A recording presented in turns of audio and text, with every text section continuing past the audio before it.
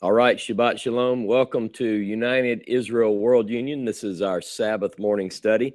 It is wonderful to be here with you today. Many of you know that we had an eventful week, some of us. I'll talk about that in a moment. But I wanted to start today's time together with a wish for you to have a Happy New Year.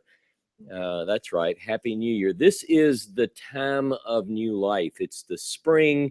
And according to the biblical narrative, if you open with me to the book of Exodus, I wanted to share with you this passage. Many of you know this, but in Exodus chapter 12, it says the following, beginning in verse 1. It says, Yahovah said unto Moses and Aaron, in the land of Egypt, this month shall mark for you the beginning of months. It shall be the first month of the year for you.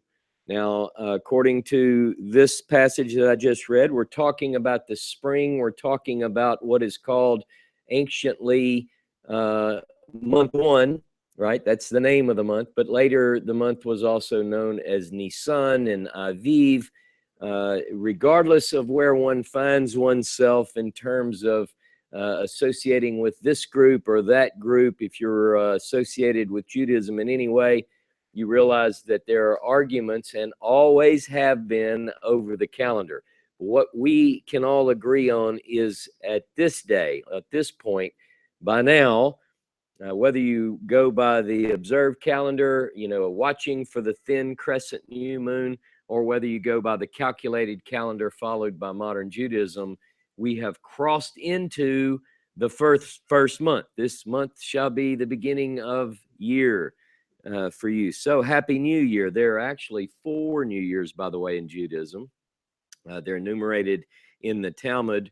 The other one, which everyone knows about, is in Tishri. So you have one in the spring, one in the fall, and today is not a class on the ancient Hebrew calendar, so we won't be going into that. But I did want to tell you Happy New Year. We had a wonderful trip. 6 of us, 6 members of United Israel World Union. We are calling this a 6-member delegation because that's what it was. We traveled by literally planes, trains, and automobiles to New York City. And Dave and Patty Tyler, Jodell Onstott, they went. Dave and Patty took a train. Jody took a plane.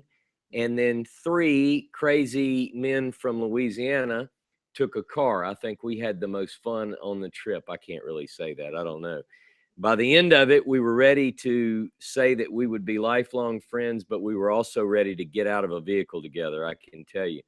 But so think about it. In 5 days, we drove more than 22 hours twice. That's a long time in the car. You really get to know each other in that period of time. But we did have some wonderful talks. We talked about biblical things. We talked about United Israel and its purpose and plan and vision. And we talked about the future of United Israel as well. So we had a great time of bonding. But I did want to say a little bit about the meeting that we attended. Israel at the UN, which is the organization, if you think about, you see on the news, Danny Danon, he's the ambassador to the United Nations from Israel. He was at this particular, in fact, he's the one that called it. This year was the 2nd annual, called Ambassadors Against BDS. And what many of you know and are familiar with, if you watch the news, if you follow media in any form, is that Israel receives the brunt of hatred around the world for any number of things. And no one, at least I'm not one to say that Israel, that the modern state of Israel doesn't deserve some criticism. I mean, any form of human government certainly isn't perfect. However, this hatred goes beyond anything that it deserves, right? And so there is a large confronted effort that's pulled together by many, many forces, I think at the root of which it would be called Amalek, because it's very anti-Semitic. It's a hatred for the people of Israel, for the Jewish people, as well as for the state of Israel. And so there are many forces which have joined very successfully, I might add, to initiate what we would call a jihad, mainly an economic jihad. Jihad is this form of warfare, if you will. It means struggle. If you ever hear this term jihad, it means struggle in Arabic. And this particular form of struggle is called to attack the Jewish people, the Jewish state, in an economic jihad. So what they're calling for is a total boycott, divestment, and sanction against the people of Israel. And this particular conference is Israel's response to that. In other words, if you were going to combat negative propaganda, the best way to do that is simply by stating the truth. I mean, let's be fair about it. And so that's what this anti-BDS movement is all about. It's to say, let's put the facts out on the table. So just to kind of give you a feel for what we had, we are working this week. I can't turn it around today, but we're working this week on a special edition of the United Israel Bulletin, in which we will talk about the trip. Dave and Patty Tyler will contribute some things. Jodell will contribute some things. Stephen and Chad and I will also work on some things. There were things going on. There were sessions going on at the United Nations, which required us at a couple of occasions to split up so that we could get all the training, so that ultimately we can pass that training on to many of you. But here's just a real quick summary of what we attended. We met the first day at 10 a.m. was the beginning of the first session in the United Nations General Assembly Hall. Now, this is the one you see on TV. It was really, really cool. It was really moving for me, and I can probably speak for the others. We were in the very hall in which the nations of the world, in many ways, come to launch this evil attack on the people of Israel. So imagine, if you will, this hall which will hold 2,000 people, but this day, 2,000 people from every walk of life. There were Orthodox, there were Reform, there were Karaite Jews, there were Christians, the members of Christians United for Israel. I'm sure there were Pentecostals and Methodists, every race, creed, color, and they were all there for one thing: to learn to counter this BDS movement and to stand tall for Israel. So a Fox News anchor, many of you know Liz Clayman was there. She was the MC, and she introduced Danny Danon, who is the ambassador. He's the permanent representative of Israel to the UN. So he got up, and of course he said, thanks for all of you coming and supporting Israel. And then when Ambassador Nikki Haley was announced, the house went wild, as you can imagine. So she's very popular right now, and I know many of you know her. If you're not following this ambassador, I think you really should. If you do social media from Facebook to Twitter, she's very bold and courageous, and she's made it very clear that not only personally is she a staunch advocate for the people of Israel, and she's an opponent to these opponents, but she's brilliant, articulate, and very courageous. So Nikki Haley, watch this woman, I'm telling you. But we had the president of the World Jewish Confederation, Ronald Lauder, a lawyer by the name of Jay Sekulow, the chief counsel of the ACLJ, Natan Sharansky. Many of you know this hero of Israel. He was imprisoned for a long time, 9 years, I believe. Many people, a lot of the young Jewish people there, have stood up and fought for his freedom from the cells of Russia. He was there. He spoke, and we had some special performances. a Grammy Award-winning violinist, a comedian who has a show on Netflix. It was just one thing right after the other. And then briefly, I'll tell you that in the afternoon, one of the things that we did, and Chad went to a session called Empowering Students to Combat BDS. Now, he's the only one that attended this, so he's writing a report on this. But think of how many college campuses right now are planting seeds in our young people's minds, which are counter to the truth. You know, they picture the Jewish people and the state of Israel as this evil regime who imprisons and locks in these poor, deprived people, the Palestinian people. What they did was they had a panel and they talked about some information. And so Chad's going to write a report on that. The rest of us went to a session called Digital Warfare, Countering BDS on Social Media and Branding Israel. So that's right up my alley, right? So playing on social media. So what we're going to do is over the next several weeks, we're going to be trying from United Israel World Union's platform to help do what this booklet is, a very helpful guide for combating modern day anti-Semitism. And it says, build bridges, not boycotts. So it's full of helpful information on how we can put the truth out there. And sometimes all it takes is for the truth to be presented.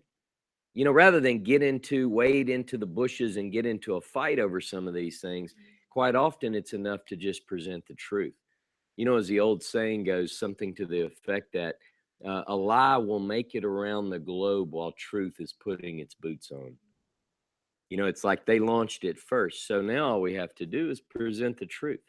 That doesn't stop the hatred.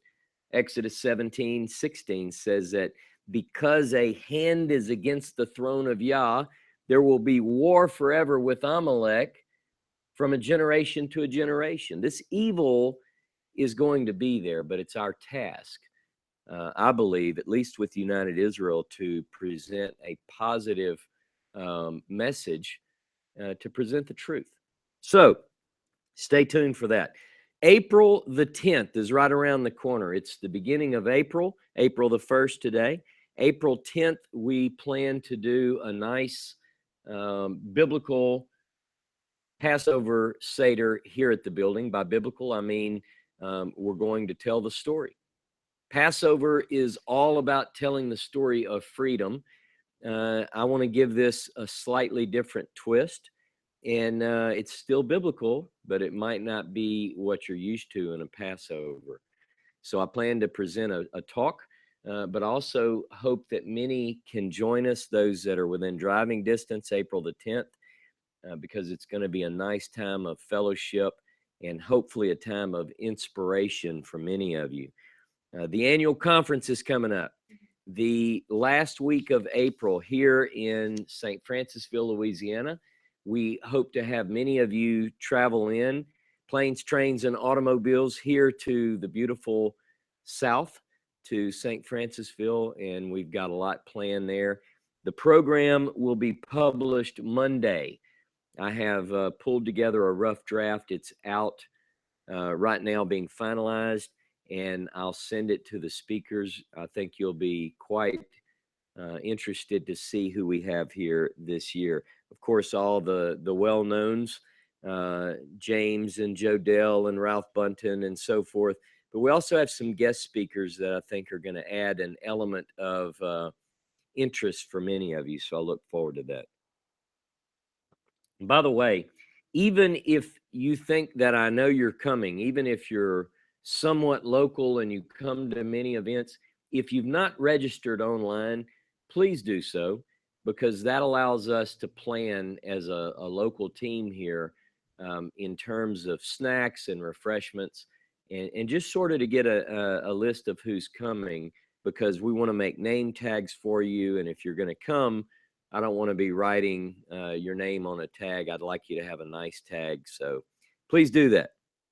Today, we are in Genesis chapter 18 in our ongoing journey through the ancient triennial cycle of readings of the Torah. We're in the patriarchal narratives. We are still on the friend of God. We're still working primarily with Abraham and the matriarch Sarah. By now, their names are as we've come to know them, Abraham and Sarah. Last week in Genesis 17, we learned that their names were changed from Avram to Avraham and from Sarai to Sarah. And so this week, we are still talking about our great patriarch and matriarch, Abraham and Sarah. We are in a text of scripture, Genesis chapter 18, which begins with the word in Hebrew, Vayera. Vayera. Now, those of you who have for many years followed the annual cycle of readings know that this particular word is, and this particular name is the name of one of the annual cycle of readings, one of the parshas, which is according to the annual cycle. But get this, if we were following the annual cycle of readings instead of the triennial, I would be covering, when I do Vayera, Genesis 18:1 through Genesis 22, verse 24. 18, 19, 20, 21, 22. That's 5 chapters of text. I'm only covering one. So I want you to think about how we're going to be able to focus over the next 5 weeks on the individual stories instead of going at this the way that we would in the annual cycle. If we were following the annual cycle of reading, I would still teach for approximately an hour, but I would be covering quite a bit. I mean, 5 chapters, do you know what that is? If we were dealing with 5 chapters, chapter 18, I'm not going to talk about other than to say that there is a mysterious meeting, one of the most mysterious episodes in all of Hebrew Bible literature in Genesis 18. Genesis 19 is the story of Sodom and Gomorrah. Now, this would all be lumped together in a 1-hour class. In chapter 20, we have this meeting between Abraham and Sarah and Abimelech or Avimelech. We would be rolling through that. We would have to cover the miraculous birth of Isaac in a very short period of time, anything that we wanted to pull out of that particular text. And then you have what is called the Akedah, the binding of Isaac, the near sacrifice of Isaac. All of that in the annual cycle falls into Vayera. So what has happened over the past almost a decade when I teach from the annual cycle of readings, I would just have to cherry pick a few interesting points, try to pull it all together and make sense out of it. And you just heard that's a varied group of stories. You know, in one story, Abraham is eating with apparently Yahovah and possibly 2 angels and so forth. The destruction of Sodom and Gomorrah, you know, I mean, that's a lot to cover. So we're focusing today on Genesis chapter 18. Now, this particular story is one of the most mysterious stories in all the Hebrew Bible. There is an appearance to Abraham. Now, it's not that it's the only appearance of God to Abraham or to one of the patriarchs. This kind of thing happens, as you know, in the Hebrew Bible. This one is interesting, though. In the Hebrew, it begins in chapter 18, verse 1. I'm just going to sort of do an introduction before we get into it. Let me open up my Hebrew. In Genesis chapter 18, verse 1, it says, Vayera elav Yahovah. And he appeared unto him, Yahovah, or he was seen towards him. Now, this particular phrase, Vayira elav Yahovah, occurs 3 times in Scripture only in this form. Now, there are other passages that says Vayira Elohim, and he appeared. You know, the part about him appearing or being seen towards one is not so rare, but in this particular arrangement, these 3 Hebrew words, it only occurs 3 times. In all 3 times, it's in the book of Genesis. The first one is here. The second 2 are to Isaac. And Isaac in Genesis chapter 26, verse 2, and then in verse 24, it says, Vayira elav Yahovah. There's something about this appearance that's different than many others. Now, this particular story is quite interesting. As in last week's reading, we have Yahovah appearing or being seen to Abraham. Abraham actually beholds in some way Yahovah. Now, I wanted to remind you that this was not an everyday event, even for Abraham.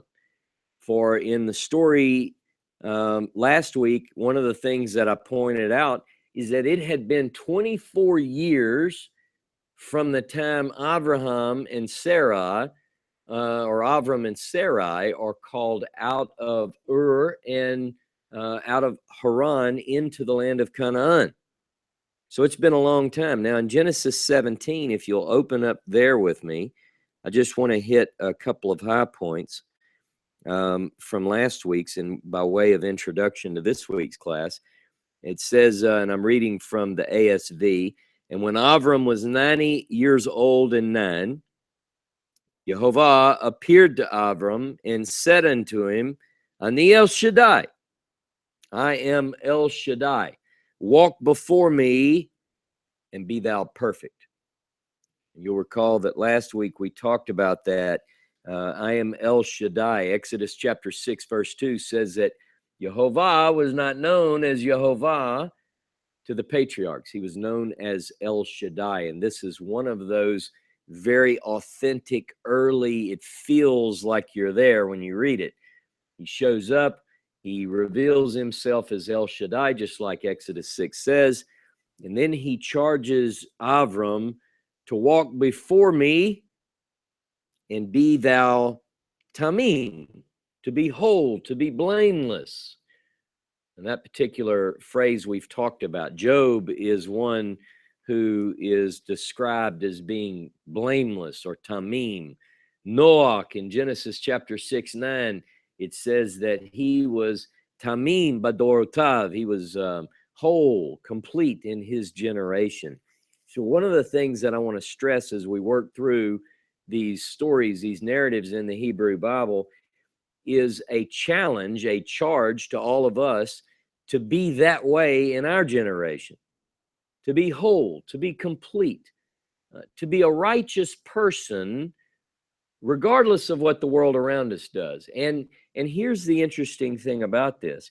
As we work through these stories, as we work through the unfolding narratives of the Torah, one of the things that we'll understand, one of the things that we'll get from this is that these sort of relationships are possible today. The faith of Abraham. If you've read James's book, Restoring Abrahamic Faith, one of the things that it opens with is this idea that this ancient path, the good way among the ancient paths was not what today would be considered the way that you would describe faith. In other words, it's not Judaism, it's not Christianity, it's not Islam. This faith is ancient. This represents the way of God, the way beyond labels, the way beyond labels. I'm going to be talking about that a little bit today. All right. So, by the way, how you like my coffee cup? Look at that. United Nations. Some would say, why are you drinking out of a United Nations cup? Every time this touches my lips, this is sort of my new ritual. Every time I look at the thing and I'm thinking, you think about Psalm 2, about how the nations of the world have joined themselves together against Yahovah and against his anointed.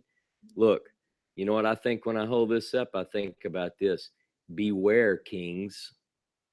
Beware, kings. And plus, our founder, David Horowitz, was at the UN for 55 years, so it ties me to that. And this is great coffee on top of it all.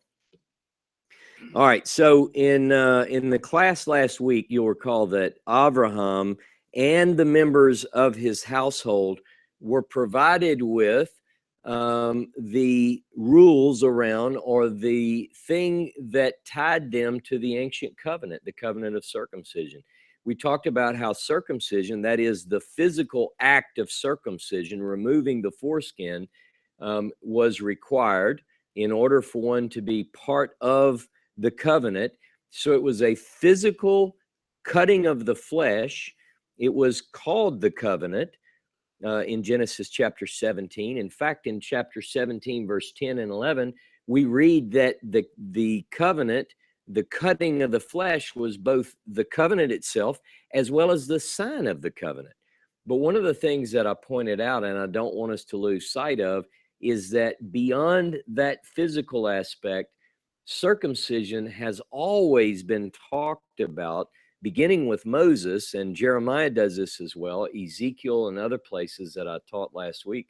A lot of these speak of a circumcision of heart.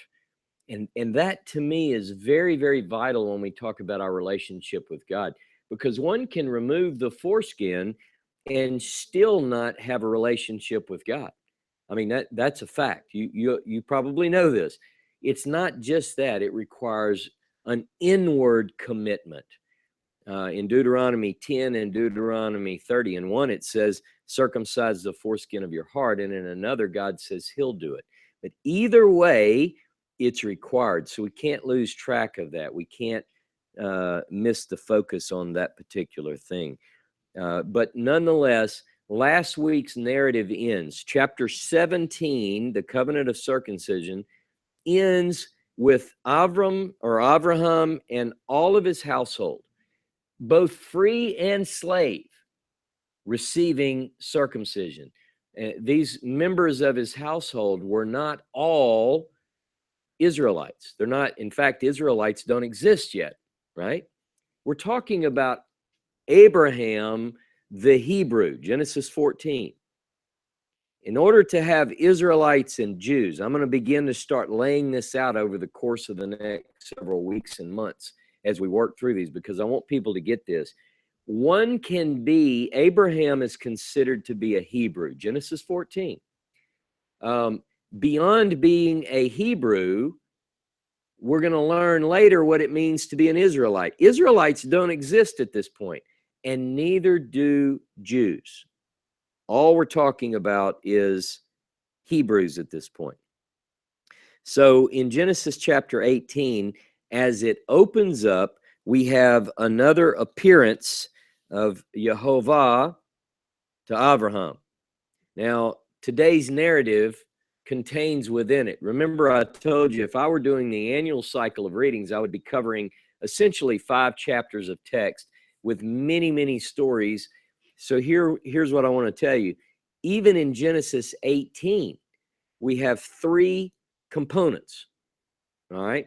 The first component is about a mysterious meeting that included a meal in which Yahovah, well, let's put it this way. We don't know who is at the meal yet, because I hadn't read the story to you. How could you possibly know?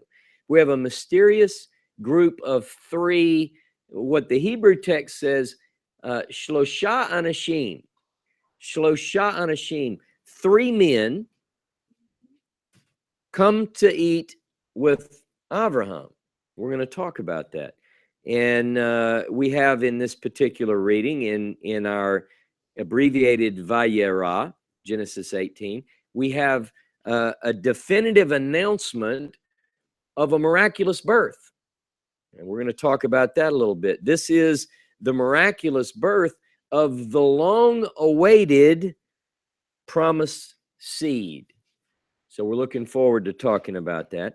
And then we have an account of Abraham making intercession for the people of Sodom and Gomorrah.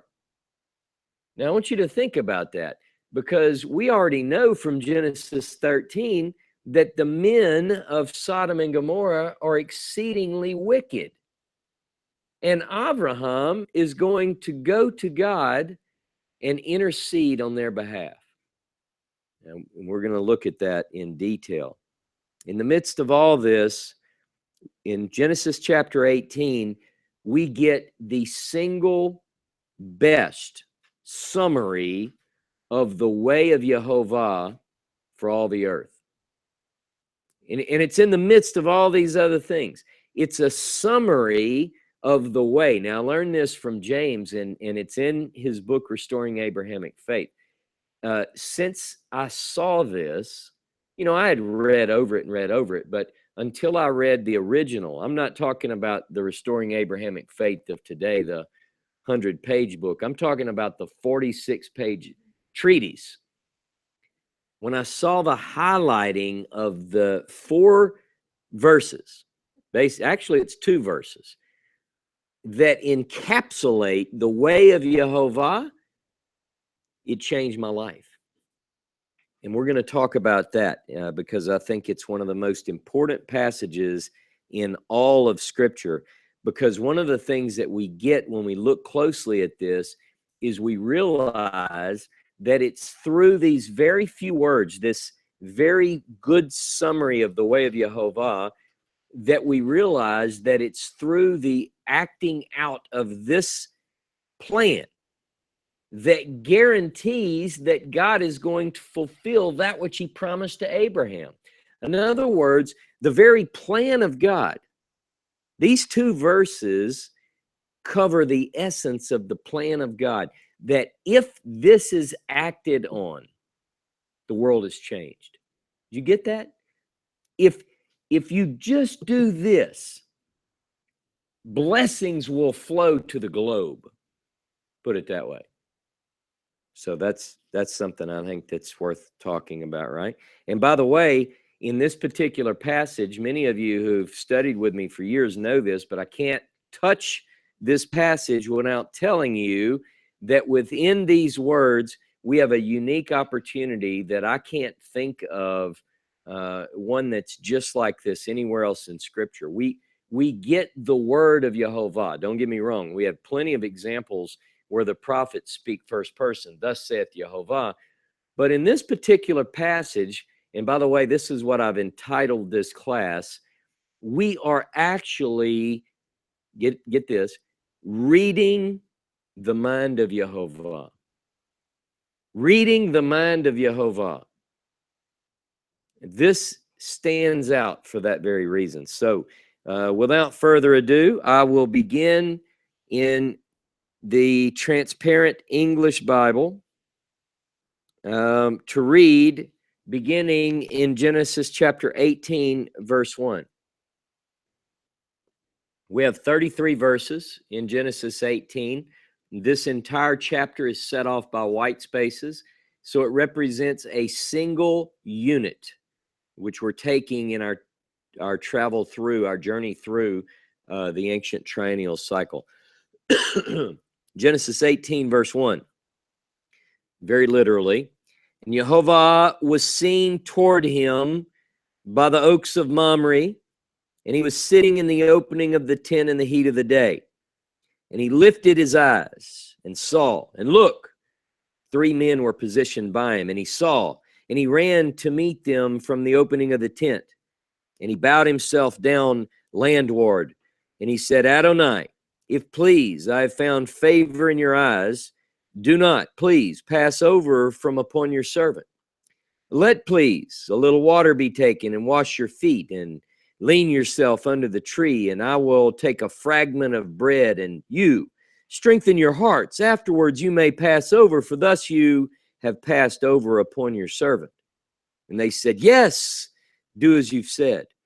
And Avram hurried tentward to Sarah, and he said, hurry, 3 measures of fine meal, knead and make cakes.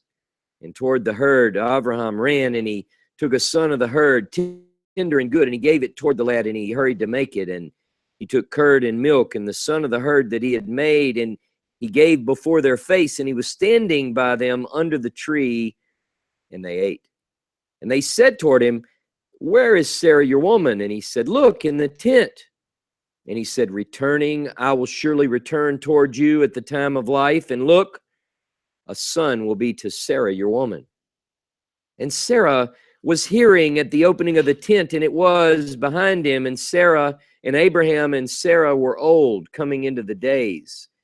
It ceased to be to Sarah a path as the women.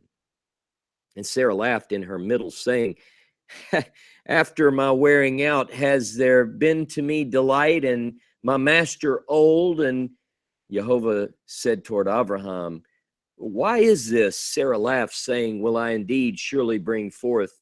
And I've become old. Is a thing being wonderful beyond Yahovah? At the appointed time, I will return toward you at the time of life, and to Sarah will be a son. And Sarah failed, saying, I did not laugh, for she feared. And he said, no, for you did laugh. And the men rose from there, and they gazed down upon the face of Sodom, and Abraham was walking with them to send them. And Yahovah said, will I cover from Abraham what I am doing?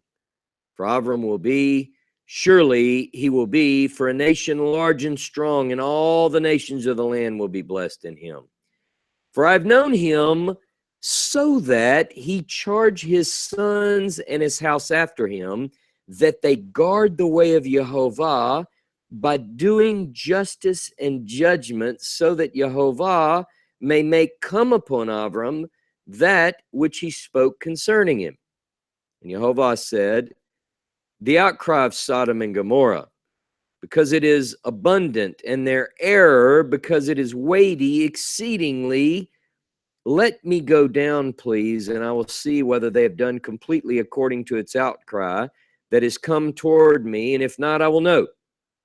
And the men turned from there, and they walked toward Sodom, and Abraham, he still was standing before the face of Yahovah.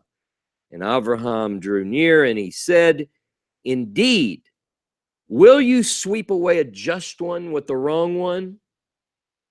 Perhaps there are 50 just ones in the midst of the city. Indeed, will you sweep away and not lift for the place because of the 50 just ones who are in its midst? Let it be profane to you to do according to this, to make die a just one with a wrong one, and it be as with the just as with the wrong. May it be profane to you. The one who judges all the land, will he not do judgment? And Yahovah said, if I find in Sodom 50 just ones in the midst of the city, I will lift for the whole place on account of them. And Abraham answered, and he said, look, please, I am resolved to speak toward Adonai, and I am but dust and ashes. Perhaps there'll be lacking of the 50 just ones 5. Will you bring to ruin for 5 the whole city? And he said, I will not bring to ruin if I find there 40 and 5. And he added still to speak toward him, and he said, perhaps there'll be found 40. And he said, I'll not do on account of the 40. And he said, please let there be not burning to Adonai, and let me speak, perhaps there be found there 30. And he said, I will not do if I find there 30. And he said, look, please, I'm resolved to speak toward Adonai, perhaps there are found there 20. And he said, I will not bring ruin on account of the 20. And he said, please, let there not be burning to Adonai, and let me speak only this time, perhaps there are found there 10. And he said, I will not bring ruin on account of the 10. And Yahovah walked as he finished speaking toward Abraham, and Abraham returned to his place. I love this story. I'm working towards this. I want you to know that one of my favorite parts is that Avraham is called the friend of God, and yet he challenges the Creator. Now, he's humble about it. He's respectful, but he is going, I mean, think about the power in those words. He says, like the way it says, let it be profane to you, the judge of all the earth. So Avraham, as a friend, is willing to question God. We've learned this in our study of the father of all the faithful. So we're going to talk about that. Now I want to back it up. I want to talk about the setting of the story geographically is at a place called the Oaks of Mamre. The Oaks of Mamre. Avraham is pictured as sitting in the opening of his tent in the heat of the day. And then it says he lifted his eyes and he saw and looked. Shlosha anashim. Literally, 3 men. So I want to begin with this mystery. I want to begin with the idea that the way the story begins, it says Yahovah, Vayera elav Yahovah, and he appeared unto him or toward him, Yahovah. So in context, he's sitting in at the opening of his tent, the Oaks of Mamre, and it says Yahovah appeared unto him. And he lifts up his eyes, and look, he sees Shlosha anashim, 3 men. I always translate, when I see Enosh, I always translate mortal. That's the word that stuck in my mind. Those of you who study Hebrew might come up with a different. It means men. It means like flesh and blood. The idea is that these are not immortal ones. This is what he sees. And the lifting of his eyes at the location, the Oaks of Mamre, remind me of another story. Now, the way I've been trained to study the Bible, for what it's worth, is to make associations, to think about similar words and phrases. It doesn't always mean that it's the same story, but it's as if we are to look closely at those stories that are connected by verbal agreement. It's just what I do, because my teacher and his teacher and his teacher before him have a phrase that we use from the words in connection with the words on the basis of the words. In other words, if you want to study the Bible, you look for these connecting words and phrases. So I'm thinking when I read Genesis 18 and I see Oaks of Mamre, lifting of the eyes, and appearance of Yahovah, and I'm in 18, I go, let me go back to 13 because it's similar. Now, it should remind us of that. So I want you to go with me to Genesis chapter 13, and we're going to read in that passage, Genesis 13, and I'm going to begin in verse 8. And the context of this is that there has been strife between Avram, at this time his name is Avram, and his nephew, the son of Nahor, Lot. And they've been having strife, the herdsmen and so forth, and there is a division of the land. Remember, Avram tells Lot, look, there's no reason for this, and he gives land to Lot. Now, I want you to think about something. Avram has already been told every bit of this belongs to you, and I made a point when I did that particular study to make a connection to our current geopolitical environment where Avram is willing to trade land for peace. Now, that's what's going on here. It's not his, I mean, he can't give away land that God's given him, but he's willing to do it in order to restore peace to the region. I actually like that this kind of hit me when I worked through that. I enjoyed that. So if you'll go with me to Genesis 13, beginning in verse 8, it says, and Avram said unto Lot, let there be no strife, I pray thee, between me and thee, between my herdsmen and thy herdsmen, for we are brethren Is not the whole land before you? Separate yourself, I pray you, from me. If you'll take the left hand, then I'll go to the right.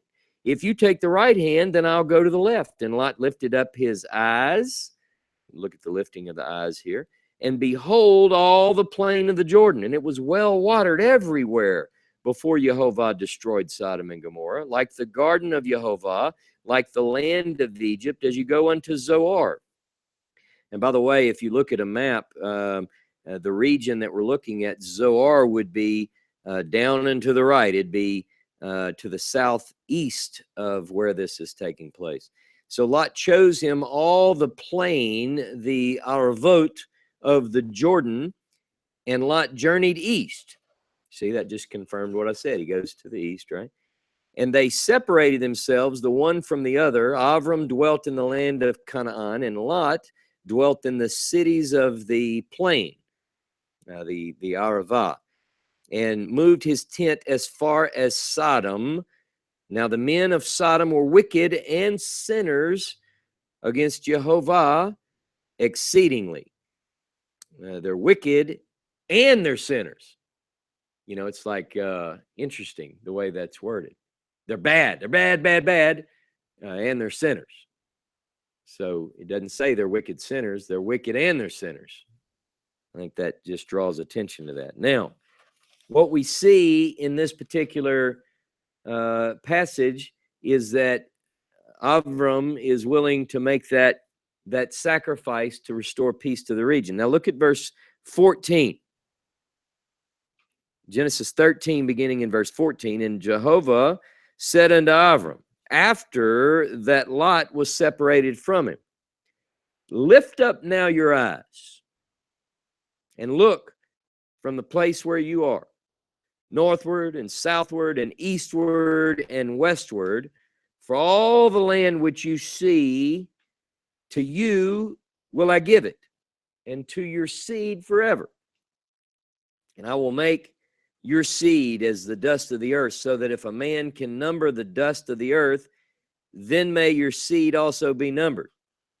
Arise, walk through the land in the length of it and in the breadth of it, for unto thee will I give it. And Avram moved his tent and came and dwelt by the oaks of Mamre, which are in Hebron, and built there an altar unto Yahovah. So I want to begin today by telling you that in this particular passage, what we have very clearly articulated is that the promise to Avram is both land and progeny, that he'll receive this land not only to him, but it belongs to his seed in perpetuity, so that the promise of land and progeny is given at this point. Excuse me. Notice that he moves to this area approximately at Hebron or close to Hebron, to the oaks of Mamre, and there he builds an altar.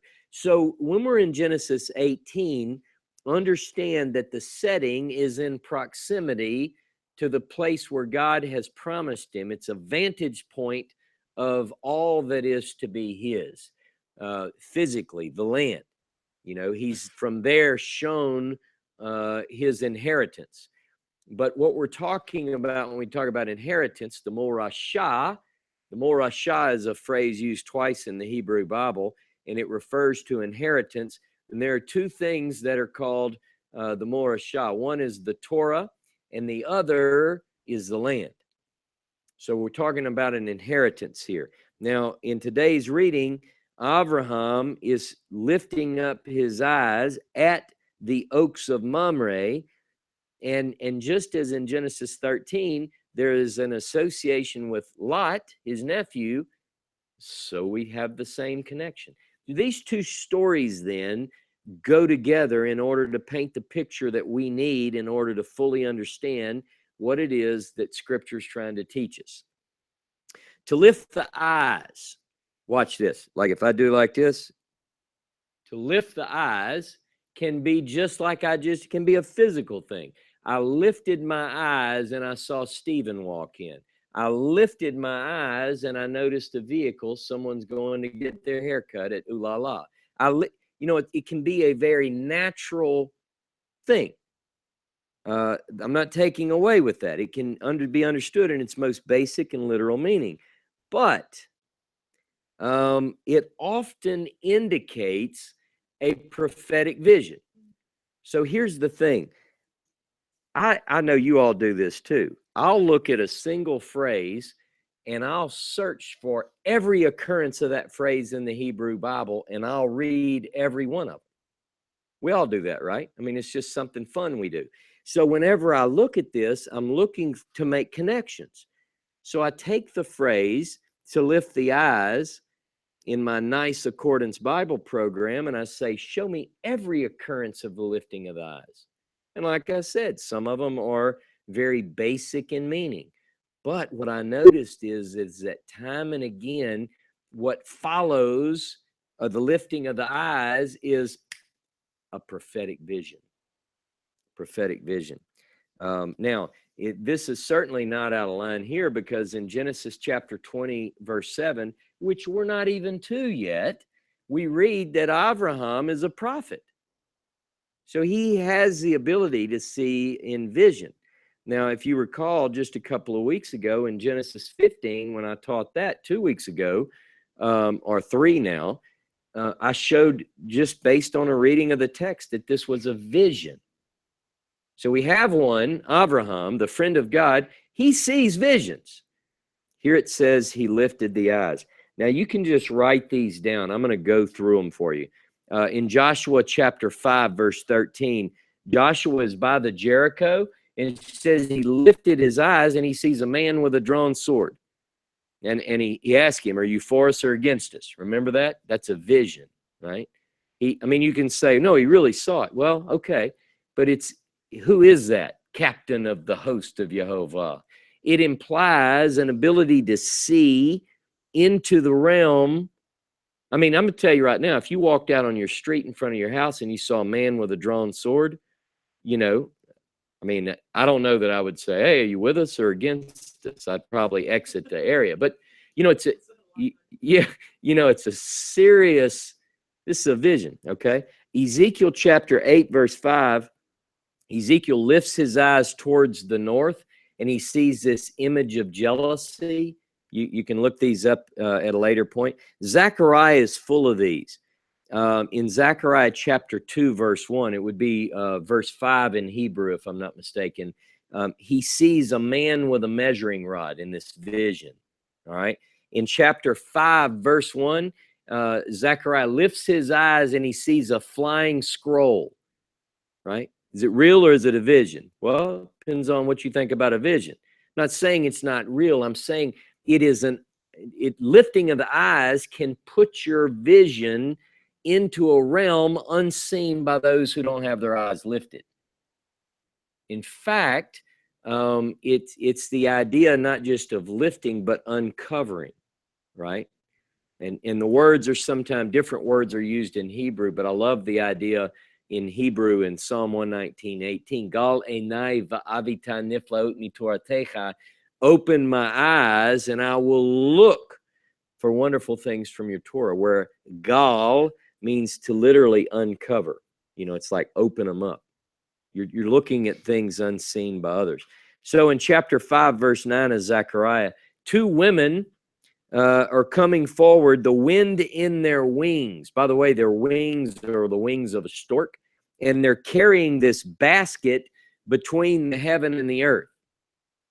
Now, that's only seen because Zechariah does this. He lifts his eyes, right? When's the last time you saw 2 women with stork wings flying with a basket, right? See, this is a vision. Some of you might be going, well, it was this morning. I drank some coffee and normally so chapter 6, verse 1, he lifts his eyes. He sees 4 chariots coming out from between 2 bronze mountains, right? What's that about?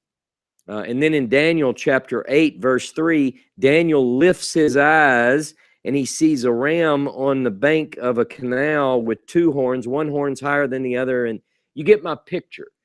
What I want you to understand is that is this story in Genesis 18 at least could be that because it's confusing. And once you said Yahovah appeared unto Avram, and it says, and he lifts up his eyes, and behold, Shlosha Anashim, 3 men.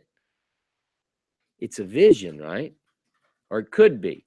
Or what I mean by that is he is able to see that which others might not see. When I read stories in the Bible, sometimes my mind creates movies. Now, I'm not talented in that way. Other members of my family deal with movies. I'm not that person. But I spend a lot of time in the Bible. And I'm imagining the heat of the desert. Dave and I spent 20-something days in the desert. And you know that they have what they call a mirage. You know, the heat can begin to play tricks on your mind. You can look out and you can see the heat rising up.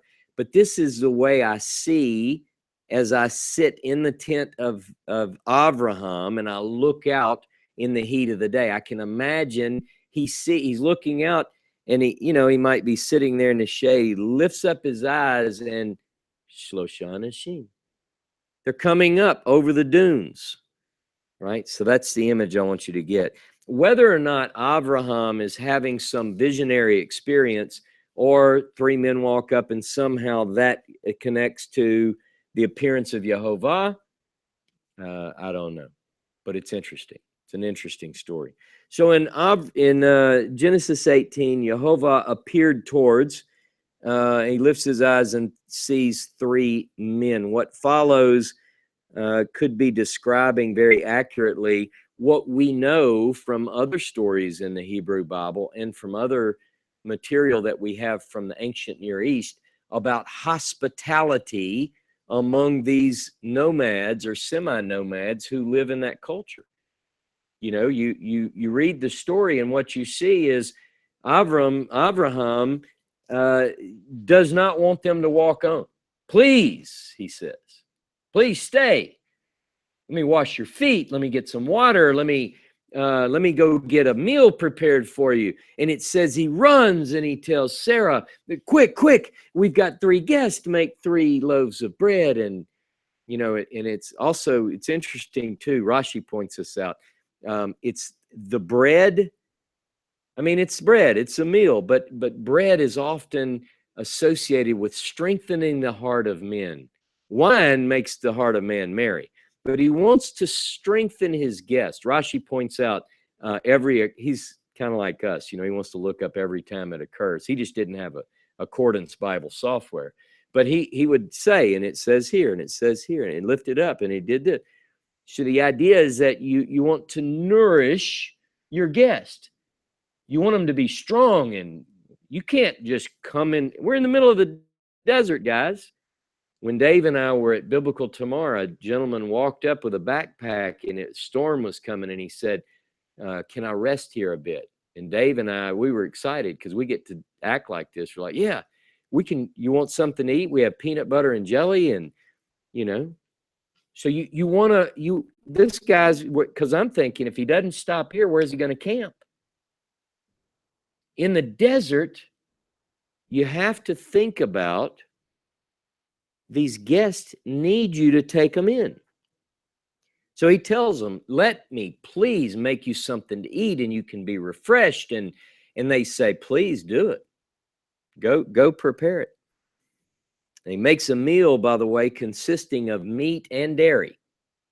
I'm not going to go into much detail there, but that later is forbidden in Jewish law. Now, people who want to continue to maintain that will look for ways to understand that. Like there was a 30-minute break between eating one dish and the other, and things that I mean, I don't know. The text doesn't say that, but notice they have curds and so forth, and they have milk, and they eat.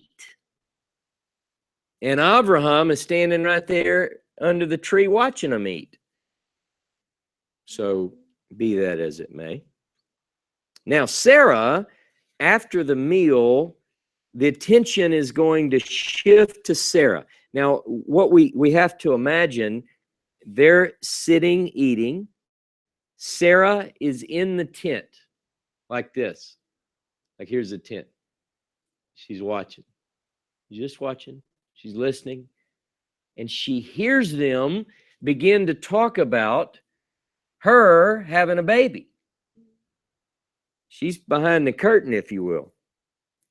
And it's interesting. So what I want to do is, before we go there, I want you to go back with me to Genesis 17, beginning in verse 15. This is not the first time that Abraham has heard this story about Sarah having a baby. Genesis 17, beginning in verse 15, says, "And God said unto Abraham, As for Sarai, your wife, you will not call her name Sarai, but Sarah shall her name be. And I will bless her. And moreover, I will give you a son of her. Yes, I will bless her. She'll become a mother of nations. Kings of people shall be of her." Then Abraham fell on his face and laughed. He's already got the laughing out of his system, see? Last chapter. "And said in his heart, Shall a child be born unto him that's 100 years old? And shall Sarah that's 90 years old bear?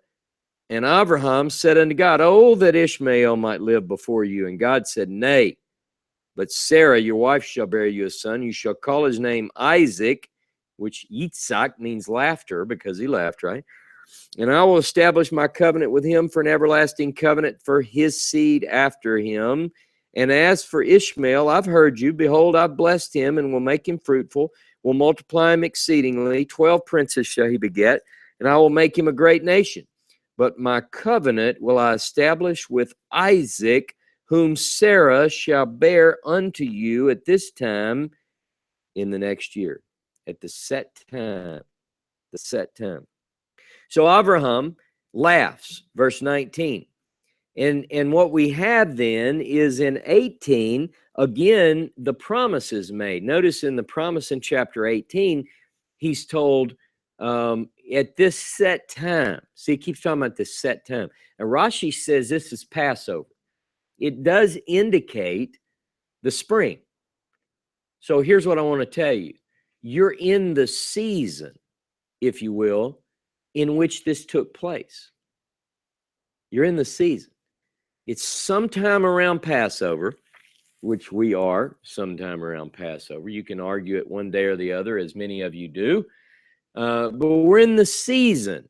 And what he tells Abraham is that it's going to be this time of year, Isaac is going to be born. The birth, in a way, of a nation at Passover. Where have I heard this before?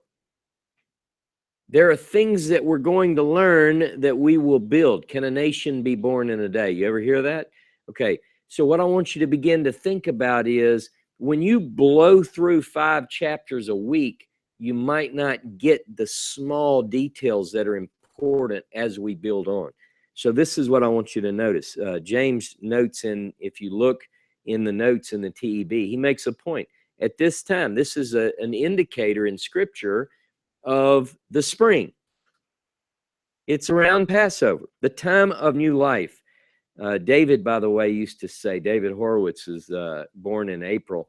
And when someone would ask him when he was born, he would say, in the time of new life. That was his answer. In the time of new life. All right.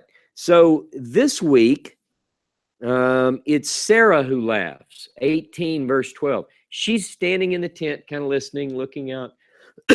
She hears this, and she starts laughing.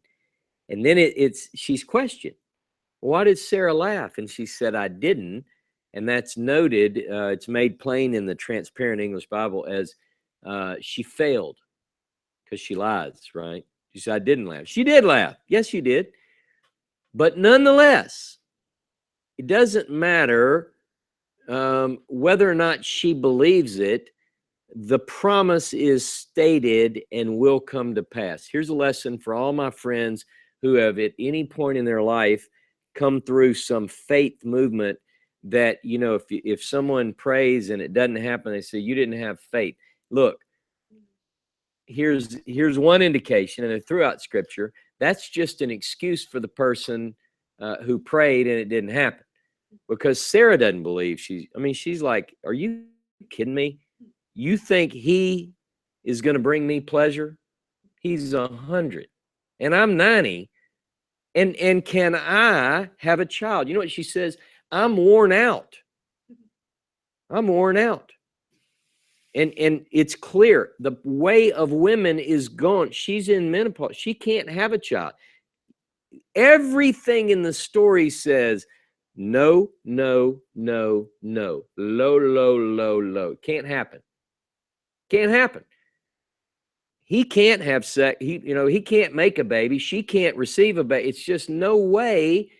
And this makes it all the more miraculous. Now, this particular story is a testament to the miraculous workings of God to bring about a nation in one day, a people of promise, the promised seed. And by the way, I have in my notes 2 Kings chapter 4 about another miraculous birth. You remember Elisha, and he asked his servant Gehazi, what's this woman need? She's taking us in, she's helping us. And he said, I'm paraphrasing, I don't hear the pitter patter of little feet around here. I think they need a child. And he tells her, you're going to have a child. And interestingly enough, you know what she said? Don't you lie to me, man of God.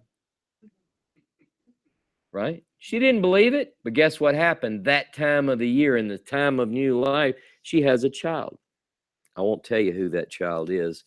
That might be in my book. Anyway, so she denies that she laughed, but the promise is going to happen nonetheless. And this, we won't see the birth yet. We'll get into that in the next little bit. But the story now shifts to Sodom. The story shifts to this place that is described, whereas although it is beautiful and well watered, like the garden of Yahovah, it's full of men who are bad and sinners. It's a bad place. Beautiful on the outside, rotten on the inside, like a tomb. On the outside, you're beautiful and ornate, and on the inside, you're full of dead men's bones. An outcry, we read, from that place has reached unto Yahovah. He says it is abundant in error and exceedingly weighty is the sin. Abundant in error. And Abraham is pictured as walking with them, and the three, Shlosha Nashim and Abraham, are walking in that direction. And we're told because Abraham is going to see them off. It's like they've eaten, they're refreshed. He's walking with them. And we're not really sure. It doesn't say Yahovah and the other two are angels. It doesn't say that. It doesn't use the word Malakim, right? Right now, all we know is Shlosha Nashim. And in the context, there is an interchange in which one of the there's only three of them with him. One of them, I guess, is responding, and the narrator uses the divine name, Yahovah. Sometimes it uses Adonai. Now, James points out in the footnotes that this text is problematic. What do I mean by problematic? There are notations by the ancient scribes where they say that in it might be 5 places in Genesis 18, the divine name, Yahovah, was substituted for Adonai. In other words, they admit, I have a book called The Introduction to the Critical Masoretico Edition of the Hebrew Bible, or some fancy name like that. And it lists all of these variations in ancient text. Now, don't be so troubled about that. It's just something we have to study.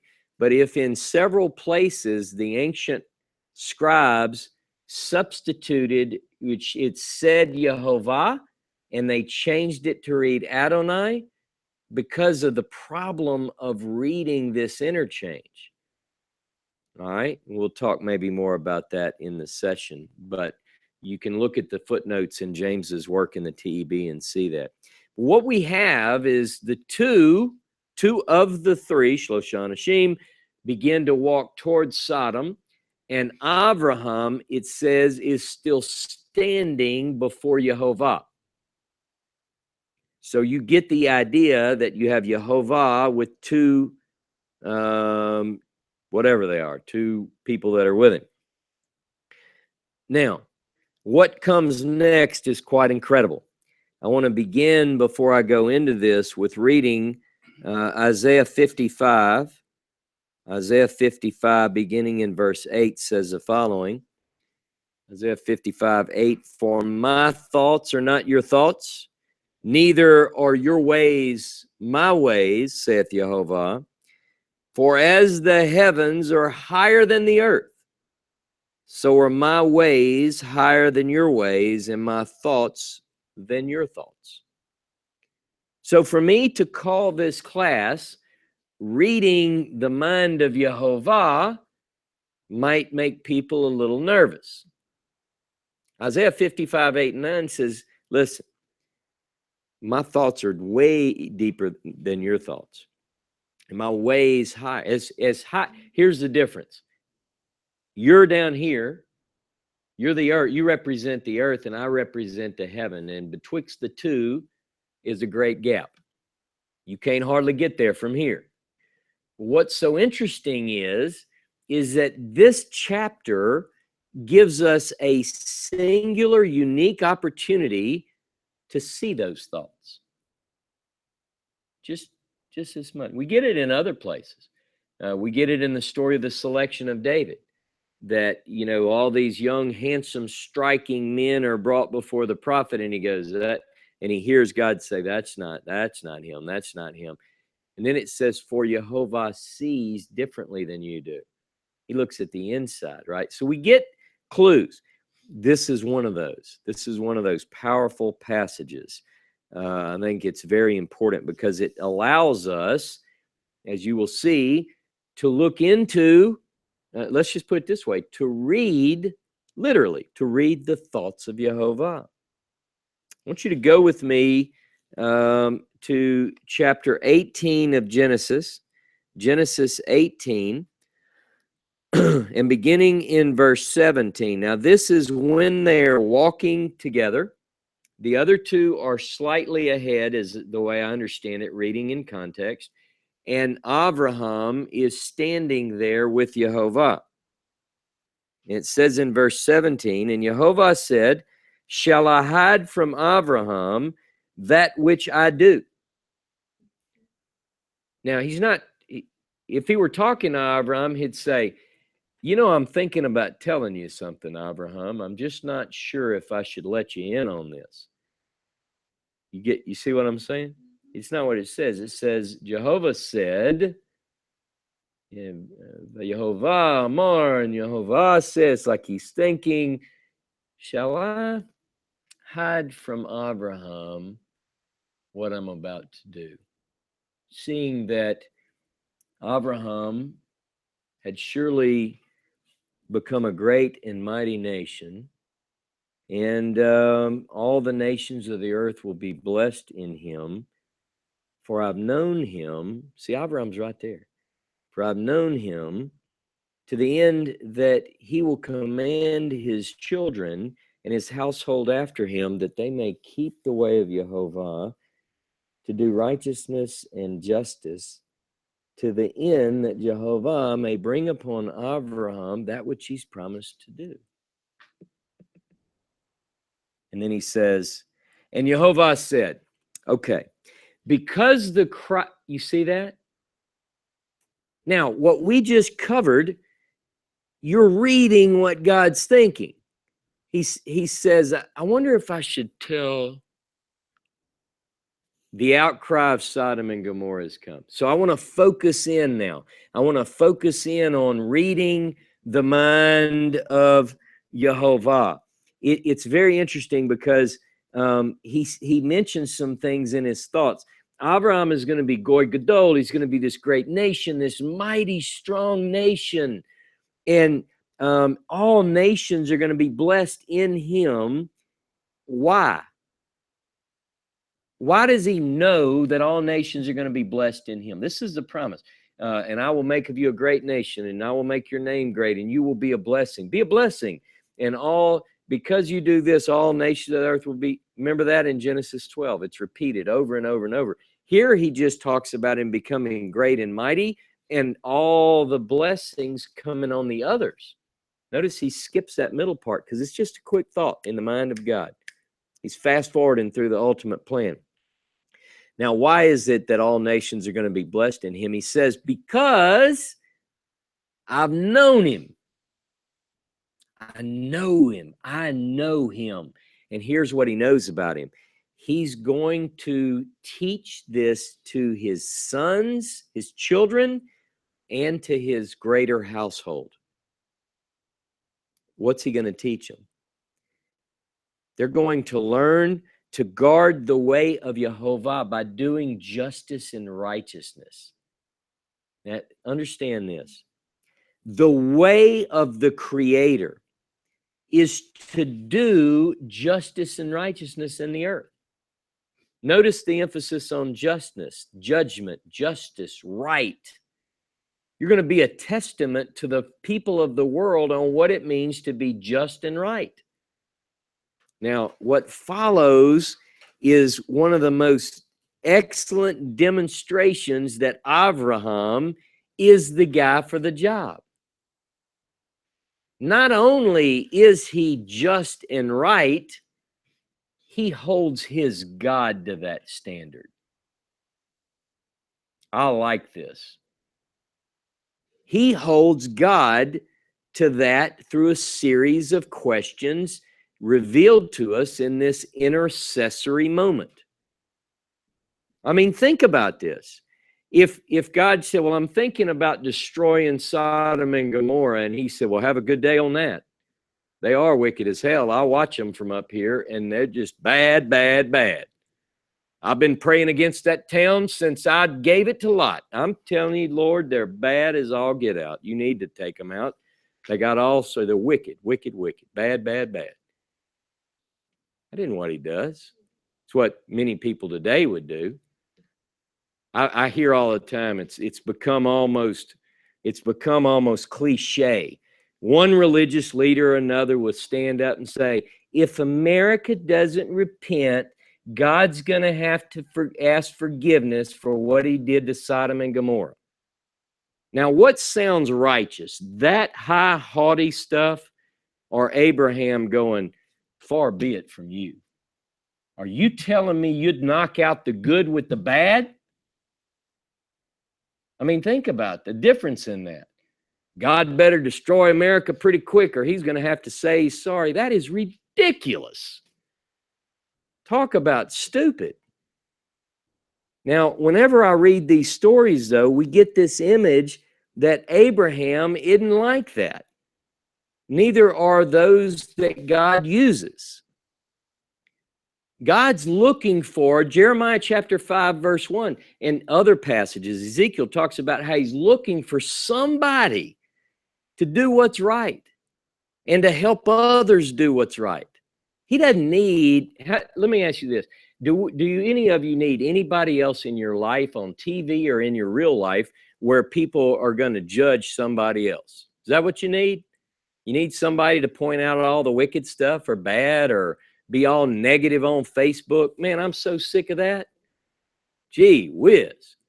We need people who are willing to do what's just and right and to pray for those who aren't and to give them a model. They don't even know what it would look like if it slapped them in the face if they rely on their friends on Facebook. Be that person. All right. So what we're talking about, though, is the very way of Yahovah is justice and righteousness. Now, I'm not going to go fully into this. What I know is that probably the best summary is in Restoring Abrahamic Faith. In that, James describes the way of God, right? You know, it's like the three key components to Abrahamic faith. know God, right? Know the way of God and participate in the plan of God. Well, the way of God is very clearly defined right here, justice and righteousness. You realize that in Psalm 33, verse 5, it says, this is what Yahovah loves. What? Justice and righteousness. You realize that in Psalm 89, verse 14, it says that the very foundations for God's throne, justice and righteousness. Tzedek and Mishpat. Mishpat and Tzedekah. Those are the foundations for the throne. Jeremiah chapter 9, verse 23 and 24 talk about these are the things that God desires. Justice, righteousness. Accordingly, Yahovah decides based upon, after he reasons through this, and we get to read what he's thinking, to tell Abraham what he intends to do to Sodom and Gomorrah, having just revealed that guarding the way involves doing justice and righteousness. So this is a test, in a way. And Abraham will pass it with flying colors. He intercedes. Think about this. God says, I need Abraham. He's going to be teaching justice and righteousness. So then he says, well, the outcry of Sodom has come. Now, what's the answer? Abraham could say, yep, go ahead and kill them all, right? Go ahead and take them out. They're wicked. But that's not what he says. He says, are you going to sweep away? I have a question. Please forgive me for asking this, but I need to know this. Are you telling me that you're going to wipe that place out and take the innocent with the bad? I mean, I'm sorry to bother you, but I need to know this. And he says, what if you find 50 righteous? Would you forgive the place? Notice this, very, very key. Will you forgive the place, the whole thing, if you can find 50? And he goes, if I find 50, I won't destroy it. I'll forgive, lift, carry, pardon, forgive, nasa. He says, I'll lift it up. I'll lift it up if I find 50. And he goes, okay, 50. All right. Well, what about 45? Let's say you got 5 missing from the 50, but would you? And he goes, I'll lift it up for the 45. He goes, okay, well, I hate to keep pushing this. Don't let your anger burn, but I got a question. What if, let's say we got 40, just 40. Would you? I won't do it for the 40. How about, sorry to bother you, don't want to make you mad here, but what about 30? I won't do it for that. And maybe 20? Because see, he's thinking they are wicked as hell. I've seen what goes on in that town, and there probably isn't 30. There probably isn't 20. He gets down to 10. What if you found 10? Now, here's the interesting thing. He pushes it until he gets down to 10 out of the whole city. And God is willing. Now, this is an interesting concept. Now, we have plenty of text in the Bible that seem to suggest that God is not going to forgive others because of the deeds of a few righteous. You know, there are some. Ezekiel 14, Ezekiel 18, describe the idea that the person that sins, that's going to, the parable that became known in antiquity, the fathers ate sour grapes and the children's teeth are set on edge. You get punished for somebody else's. God says none of that matters. And so there's this idea that individual accountability and responsibility is the norm in Scripture. But here's something that intercessory does, I believe. I sound like a charismatic preacher when I said that. When you talk about intercessory prayer or this interaction with God, he actually says that if there are a group of righteous people, I won't destroy the whole on account of them. Literally says, I'll forgive the whole on account of those righteous. That's just something I want you to think about. The judge of all the earth. This is something that I want to encourage you to study, because the judge of all the earth is something that strikes God is described in many, many places as judge. In fact, some of you know this, the word Elohim sometimes is translated judges. They kind of go together, but the idea starts with God being a judge and not a judge being God. You get that? The idea is that the God of all the earth is in charge of judgment and justice. Just so you have them in your notes, Psalm 9, Psalm 50, verses 4 through 6. I'm not going to read these. Psalm 58:11, Psalm 94:2. I mean, over and over and over. How about this? Isaiah chapter 2. He will judge many nations. The idea, Daniel, he's seated, and the Ancient of Days is seated. The books are open, and judgment is set. See, the idea is that he's judging the earth. Isaiah chapter 33, verse 22 is also a good one, but the image, though. So Abraham appeals to the judge of all the earth in this one captured question. Will the judge of all the earth not do justice? I want you to think about the power in those words and the courage it took for Abraham to appeal to God in that way. You see, with each narrative in the unfolding plan, we're going to learn more about Yahovah, and we're learning more about the people he chose to bring about the unfolding of that plan. And that gives us the opportunity then to look to them and model the way we behave like that. I gave you some examples today. How should we be when we look out at the world around us? Abraham, we know, is one who is called the friend of God. Was he judgmental? Or was he saying, can we save it?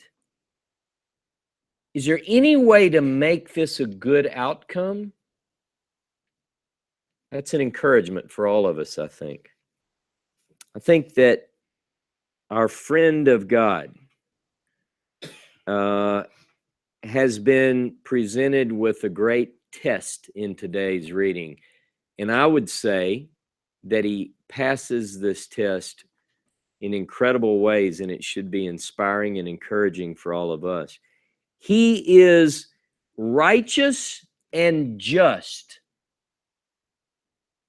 and he demands the same from his God. Think about that. Shabbat Shalom. So we'll take a couple of minutes, and we'll go into a dialogue.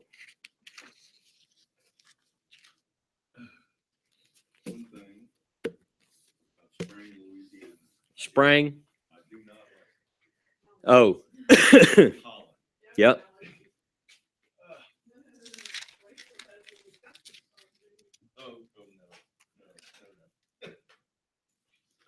Mm-hmm.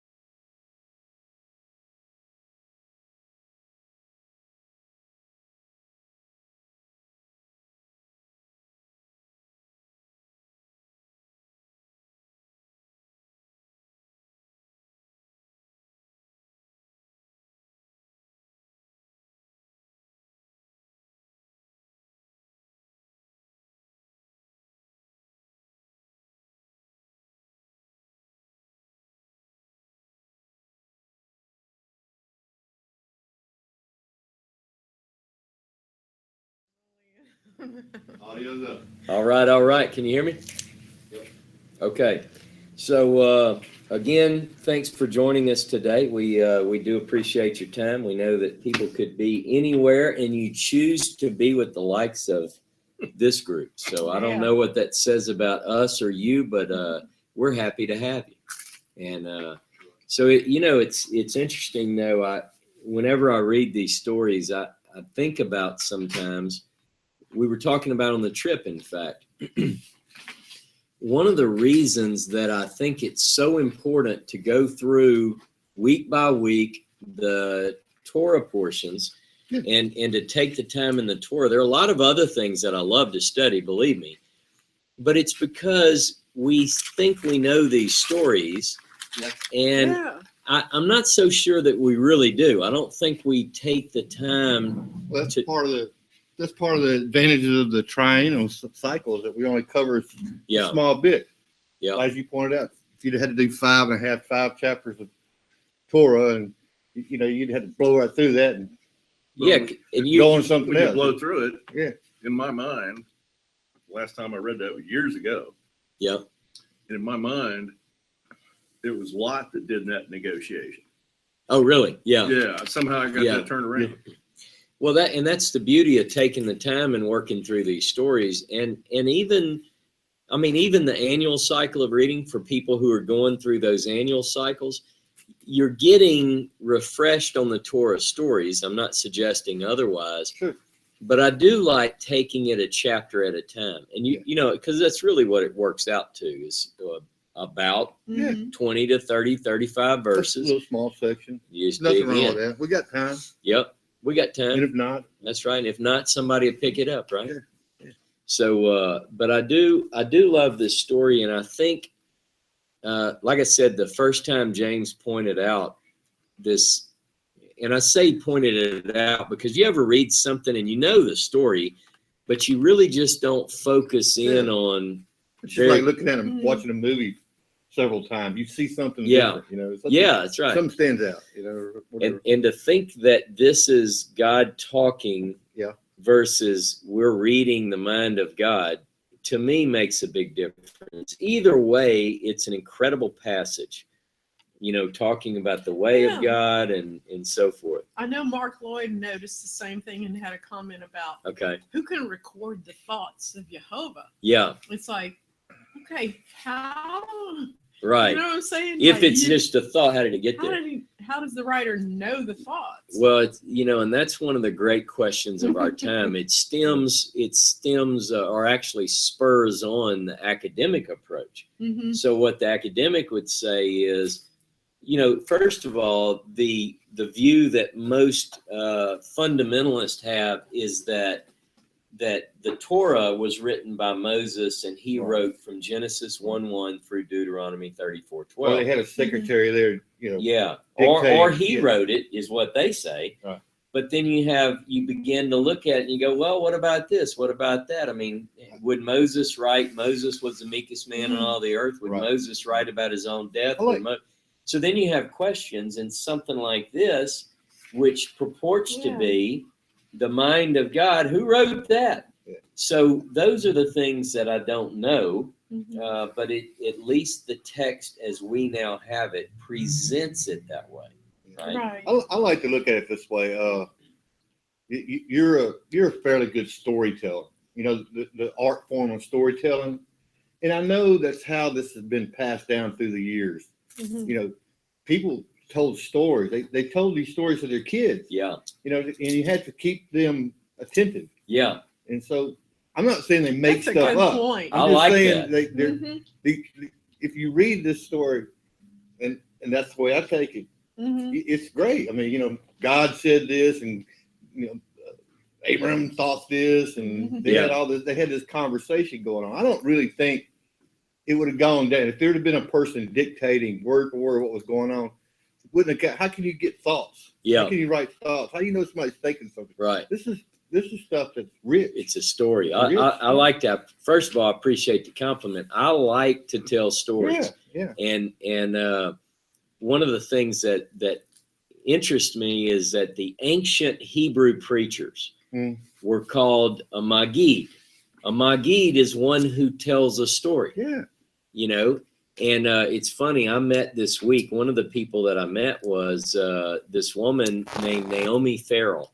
Jodell and I went for breakfast with her. We both got to meet her actually, and I'm glad Jodell went with me because even though I hadn't met Naomi, I think she felt more comfortable with a woman there as well, you know. But you know, Jodell's very pleasant, and so it was a nice visit. But one of the things she told us, her dad was a rabbi. Wow. When they came over, they were in Canada first, and she told the story. She said that at the time in Canada, we're talking about probably early 1900s or whatever, all clergy wore a white collar. And whether a person was a rabbi or whatever, and you had documentation. Man of the cloth. A man of the cloth. Yeah. And so what he was called on all his official documents, and I like this, you ready? It was a minister of the Hebrew faith. There you go. Wow. And I said, can I use that? Because I think I want to be called from now on a minister of the, not like people go, what do we call you? No, my name's Ross, but just in documentation, like when I do a wedding now, you have to fill out your title. And I always struggle with that. Like, what do I call it? You know, preacher, minister. So I'm going to start writing in that block, minister of Hebrew faith. And that's just, I like that. So that was kind of a side point, but I do like to tell stories, and the ancient preachers were called Magid. So one who tells a story. So these beautiful stories, in fact, y'all watching us online don't know this until I tell you. Stephen, who went with us to New York, is driving to my house right now. James, listen to this. If you're online, I want you to hear this. Cool Luke. Cool, he went to go. Cool Luke. Yeah. Stephen just left to go to my house because I have a package waiting for me there, and he's bringing it back here. And so I can't wait to show you what I got in the mail today. Got a package. James is waiting on the matching one. But to follow that up, I mean, if just because I'm saying it's a story or storytelling and stuff, I'm not taking anything away from the text here. I'm not saying it's a story. It's just a story. I'm not saying that. I got you. It's a story. I got you. Some people might interpret that wrong. You know, he just thinks it's a fib.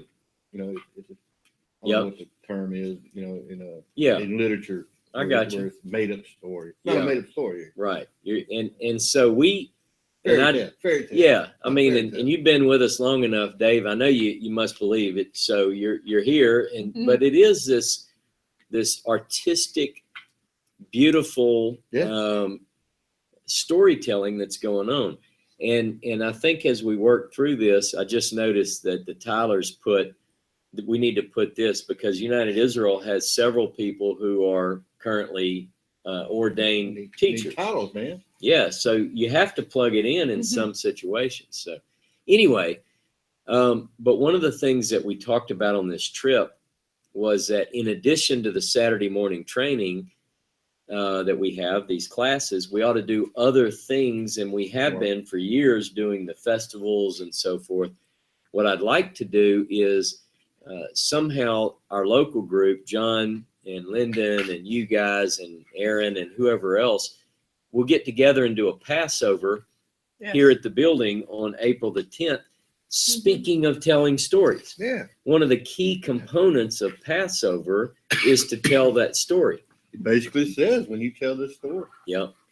Tell it like this. I'm looking forward to that greatly. Lynn and I were talking about that the other day. And she has a book, and fairly lengthy book, and it explains Passover. Right. And it was written by somebody of the Hebrew faith. And they said, is it just about Passover, John, or is it okay? In the first section, it says, look, if you watch the 10 Commandments, you'll get everything you need to know about Passover. You know, that is my favorite, one of my favorite movies. Every year. The hand comes over. Oh, yeah. One of my. That's a vision. That's a visual But if you look at the Seder. Yeah, I'm grabbing some with coffee. Charlton Heston playing Moses, and the questions and answers are all there. Yeah, that's right. So whoever did it actually tried to stay as close as possible to the real deal. Right. So it's just it was a very interesting thing. I told her every year. And created a story. That's a working in the library, she gets access to all kinds of movies for nothing. Right. And so I told her, I said, next chance you get, you need to see if you can pick up the 10 Commandments, bring it home, and let's watch it. Yeah, I'm sure it's there. Library is a good resource to go check movies and CDs and DVDs and so forth out.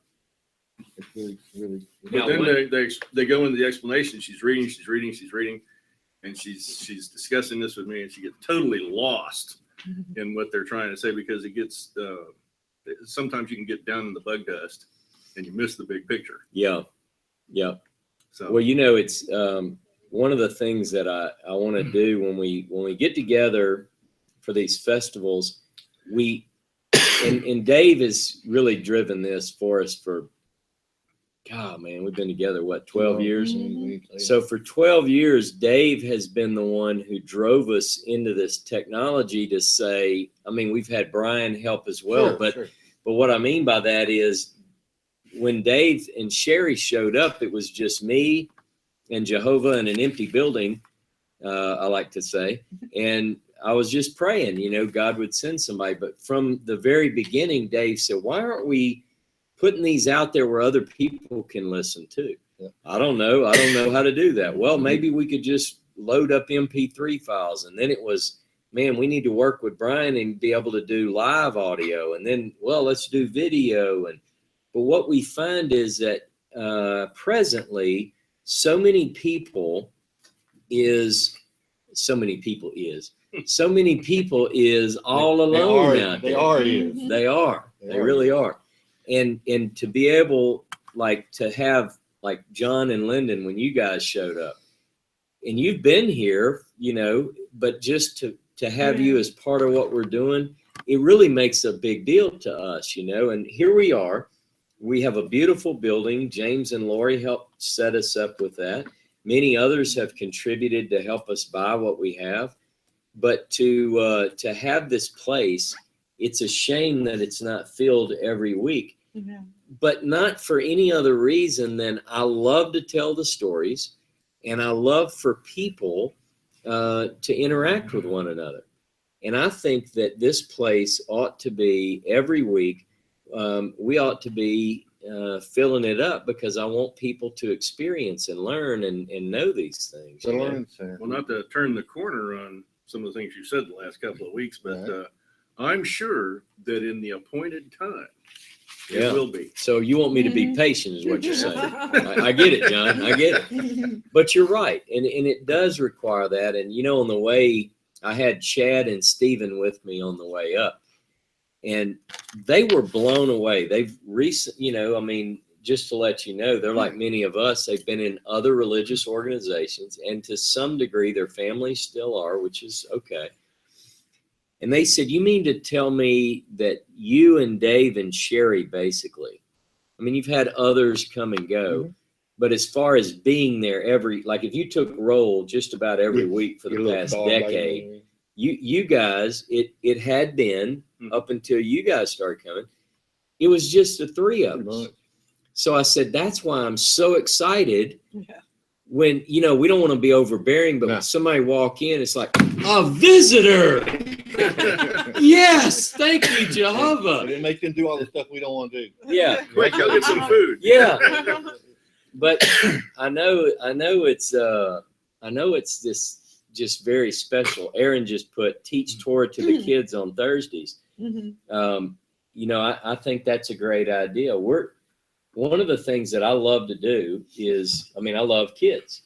And so it might be a perfect, just pick a day of the week. And Dave's always kept me honest on this. Just be consistent. If you do something like my Wednesday nights, I'm up here whether anybody shows up or not. Doors are open. And I'm here every week by myself. You know what I do? If nobody shows up, I just study and prepare for when they do. Well, and in all fairness, a lot of times it just takes one person saying something. I didn't really know anything about Roots of Faith until Brother Chatterton said, Yep. you know, we That's were right. talking, and That's then he right. said, why don't you come on and visit us? Yep. And that planting that seed sometimes, you know, and we love it when Jodell comes in, even though it's a long drive. I mean, some of these people that you see from time to time on the camera, I mean, you guys drive 45 minutes every week, but there's some who are an hour and a half from here. Yeah, like Mark Lloyd. Mark Lloyd, he's 2 hours. Yeah, and Kay. Well, you guys are going to make me feel guilty now. And Oh, so you're here local. you are, you could can ride a walk here, too. bicycle We here. have walked here before. Yeah. But that's perfect. So one of the things that I want to do is make sure that people, that we're providing things that draw people in and teach them and prepare them. So like we were blessed to be able to go, Dave and Patty helped me go, and just to be able to go to New York to this conference, we're not just going just so we can say, man, I had a nice vacation. We're going because we want to be able to share what we learn with other people. So we're going to just take what we learned and pass it on to other people. So, Well, it's a building experience. You remember our Hanukkah celebration. yeah. I mean, we had Hanukkah It was candles fun. going everywhere. Yeah. It was And we out fun. there howling at the moon. Oh, yeah. We need to keep doing that kind of, you know. So Martha asked, y'all are going by the Jewish calendar, not the new crescent moon, question mark. Here's the great question, because here's the thing. There are people who go, there are at least 5 major significant arguments presently on the calendar surrounding this particular Passover. Now, I can side on any one of those. But here's what I generally will do when there's a lot of disagreement. What I'm doing is I go with, for the public, you know, like when we do the public Passover Seder, I generally will go with what the Jewish people are doing, because it does a couple of things. One, people who have jobs and they need to prepare to be off and they need a little bit advance and so forth. They can show their employer, look, it says Passover Seder right here. I have to be off by 6 p.m. because they're going to be doing it. Now, if I say, well, the new moon was spotted in Israel on this day, or it was cloudy and it was delayed a day, you know, here's the thing. It becomes difficult. Now, I have always, and at all times, whenever I can spot the new moon, in fact, we do that here. We hadn't done it the last month. We need to do it more. Well, the first time we did it, you were driving all over the area. Yeah, you guys had to find, I'm running around. Lyndon had that. Me and Kate. Ross thinking he'd get in his car and drive us. Had to the app. Go to It's like, I did. No, I did. I took Kay. I was That like, app look, was leave these people life-saving. here. They're not going to find it. They're not gonna find it. Me and you will go to the ballpark, and Kay jumps in, and I squill out of here, sling rocks. We're driving around, and John called me. He's like, hey, y'all looking for the moon? It's There it over is. here. What? Well, Lyndon had an app on her Yeah. phone Find the moon. and got next to Dave and said, put the camera right there above the tree line. And sure enough, within There a it couple of was. minutes, there it was. Yeah. We But need I to tell start you, doing that. But I mean, the point is, if we consistently do that, which we Yeah. thought about doing, we just hadn't followed through with it. But if we consistently do that, it might take a little time, but we might be 100 people here looking at the moon. Why not? They ain't got nothing else to do in St. Francisville on a certain night. yeah. So Evening. again, to Martha, I do understand. I know about the calendar. You and I mean, we Yeah. both have studied this a Yeah. great deal. But what I want to do is, first of all, people can really get into this. I'm telling you, there have Sure. been arguments. Here's the thing. Pesach, biblically speaking, the only thing, Pesach is about the sacrifice. So if people are going to hold me to that standard, I'm not killing a lamb. Right. I'm not going to do that. So technically, none of us are doing Passover, right? What we're doing is we're holding a memorial on this particular to commemorate, and it's a teaching. It's a night of teaching. So we're going to hold a Seder. You know that the word Seder is never used. I'm glad. I hope you're feeling much better. We've been praying for you. But I'm not just directing this to Martha because I know she studied this extensively. But what I'm trying to clarify what we're doing on the 10th. On the 10th is when I'm going to give a class on Passover. You know, the word Seder is never used. There are elements in the Passover that never, I'm looking for my plate. Hang on just a second. And this I'm going to bring out more.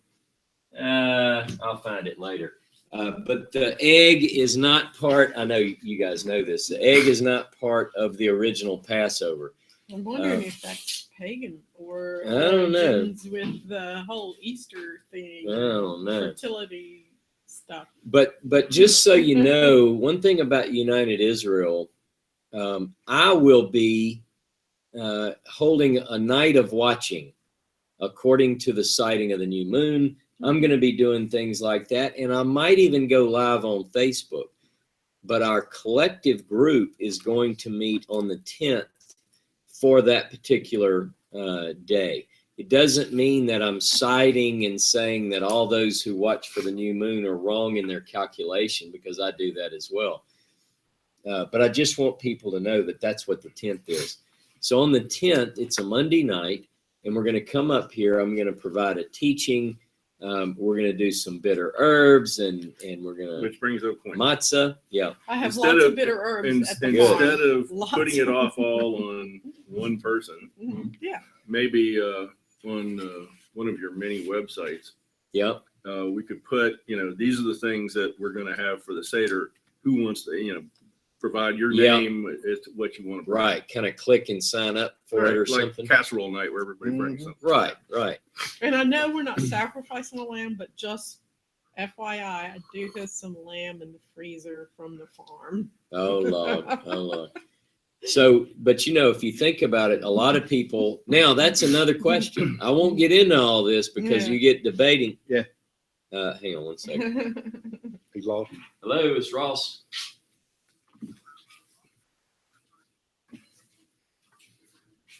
Actually, I'm right in the middle of it. What can I do for you, Jeff? I don't remember. Linda went down through the list in the book Mhm. that she was reading on Passover, and there was a list of stuff. I don't remember if there was actually any meat in the list. No. Well, No there's dry like a chicken shank. bone. No You dry have a chicken bone. shank, that's supposed to be on the plate too. But nobody, that's right, but nobody was supposed to eat from the shank. I think so. You couldn't. I mean, when I It went was to the sacrifice, yeah. Well, I think it was a fake shank, wasn't it? I think it was like, that fake fruit and stuff. It was a fake shank. We have some lamb shank bones, so I could bring one of those, Yeah. throw it on a plate for you.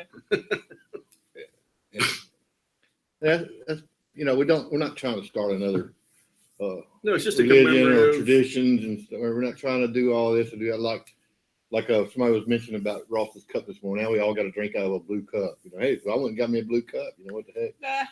But I mean, the traditions there's nothing. I don't have a problem with traditions. When I was in Christianity, pretty heavy, it was like I read, following the traditions of man. Well, I was anti that. That's just a man's tradition. Now I kind of like, well, it's a tradition. It's a tradition. They're not all bad. They're not all good. It's kind of like Fiddler on the Roof. Yeah. Mhm. Yeah.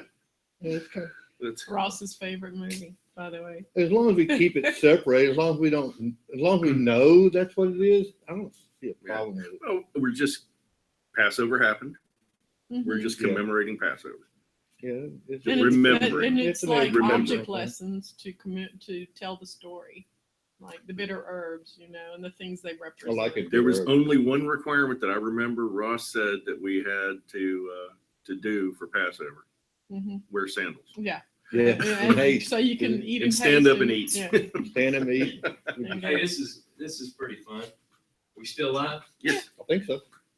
we carried on without you. All right. Not unless it went off and I didn't know So it. I see Beverly Hills, California. So my family is my wife and son are in Beverly Hills or Los Angeles or whatever. Somewhere over there. So this guy said, my mom and I are here and would like to visit the synagogue. Are you going to be there? And I said, I'm here. And he said, well, we're presently in Livonia and we wanted to come see you. And so I said, well, come on. So he's originally from Baton Rouge, but anyway, so Good thing I Wonderful. answered that. So he's Yes. coming in 45 minutes. If you guys don't have to leave, We got to we'll- clear we'll out of be here around. in 40 minutes. Then. Yeah, That's right. we got to get out of here. We have visitors coming. Well, we have plenty of We're time gonna outside. again. That's back to a visitor. Yeah. Yeah. So From Livonia. I like Yeah. that.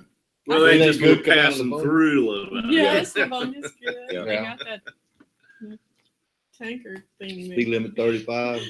I have a There's a question. lot of those speed and limits it was outside. brought Same up. I mean, thing. not 36. Boy, they'll stop you.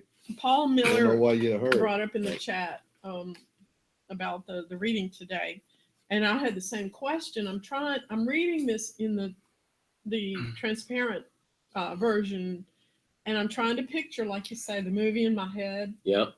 And Paul says, so was Yahovah standing by while Abraham entertained the three men? And, my question is the same. It's like when you read it, okay, Yahovah was seen toward him by the oaks of Mamre, and he was sitting in the opening of the tent in the heat of the day. Okay, that's Abraham. You pointed that out. Mhm. And he lifted his eyes and saw, and look, three men were positioned by him, and he saw, and he ran to meet them from the opening of the tent, and he bowed himself down landward. So the picture, how, You're is wondering if Yahovah it's one standing and three. by? Mhm. No, because as the story unfolds, the story is very difficult to discern. Is it two? Is it three? Is it? But I don't think we see four. We see four because it's Abraham and three. All right, because what we have is when Yahovah and Avram are talking, the other two. It says very clearly the Okay. other two begin to go forward. So that's the difficulty. And what that Mhm. creates is when people begin to look at this, it becomes difficult theologically to justify the fact that Avram or Abraham is standing in the presence of Yahovah, right? Yeah. So they swap some. This is the That's what I was looking at. Men turned from there and they walked towards Sodom. And Abraham, he still was standing before the face of Yahovah. yeah. And so I I saw the same thing. It's like, What was the vision, right? yeah. He had a vision of three men. Doesn't Well, necessarily mean there were three men. No. That's the thing. Now the word vision never occurs, but the idea that I was trying to bring up is there's a manifestation of Yahovah. Mhm. Yahovah shows up, and so somehow, some way, within the broader context, we get Shlosha Anashim, three men. Mhm. Now, what does this mean? Is it literally Yahovah and two messengers? That's been the great debate for the last 3,500 mystery. years. It's a mystery. It is. But nonetheless, we do have this interaction.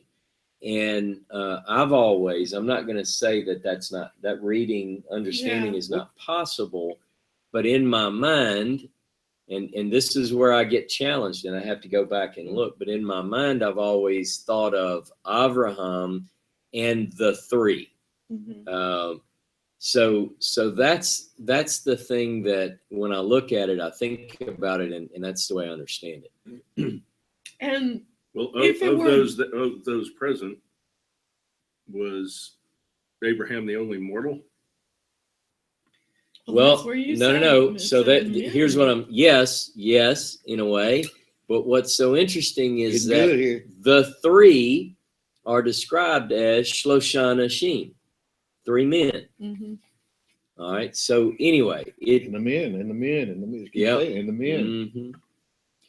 So it is interesting. This particular story, as I said, it is one of those mysterious encounters that one of the patriarchs has. And so to me, whenever I look at this, I think, I'm not sure that I have all the answers. I'm not sure that I've even discerned all the right questions. There's nothing there that's faith breaking. It's like, oh my gosh, can't have that. Yeah. What it does have, and I'm gonna go back to storytelling. We don't have all the answers. We're left to visualize what Right. we think. What I was asking about the we mortal don't know. We don't Yeah. know. Yeah. is that It's good. It's the a good first deal. time a human sees something doesn't mean they got the whole picture. That's right. I was in the Arctic. standing on the edge of Oh, an man. aircraft carrier on the deck, Bigfoot. and I saw this spear come out of the water. I Mhm. was like, my goodness, what is it? It's a spear. How's that? And then the rest of the whale came up. Right. It was what they call a narwhal. Very rare. You don't see a lot of them. Uh-huh. But there was a pod of narwhals, and all I saw was the spear come out. And that's the first thing I said, my God, what is it? Yeah. Run. You know, so the first is thing that you part of look the, at, the whale's anatomy, or was it a yes, spear it's, that was sticking? no, it's they have a horn. So if you're telling this okay. story and you get to that point, you say, and then a spear came out the ground, and you know. But then the You rest of the leave it on animal like that. appeared, you know, and I went, oh, That's what I've only seen those in pictures. I never saw a real one before. Mm-hmm. Well, one thing that we learn as these stories unfold is that we are given sort of snapshots as the narrative unfolds. So, for instance, and I try to bring those in. Last week, we had Abraham is told about this child, and Sarah's going to bear this child. And what happens is Sarah is clearly she's not the one laughing in that story. It's Abraham. And then later when she hears, she laughs. And so you get next week, you get a little bit more, and then the next week. And so all these things sort of unfold. I think that for me, the interesting thing is that as we get more, we understand more. So today, we remember back in 13, as I pointed out, we're told that the men of Sodom are very bad and they're sinners. And then this week we have judgment is impending. It's, they're walking towards. Abraham Not even says, 10 good ones in the whole town. well, we don't know that yet. Well, I mean, the town got destroyed. Well, we don't know it got destroyed, Dave. We're not there yet.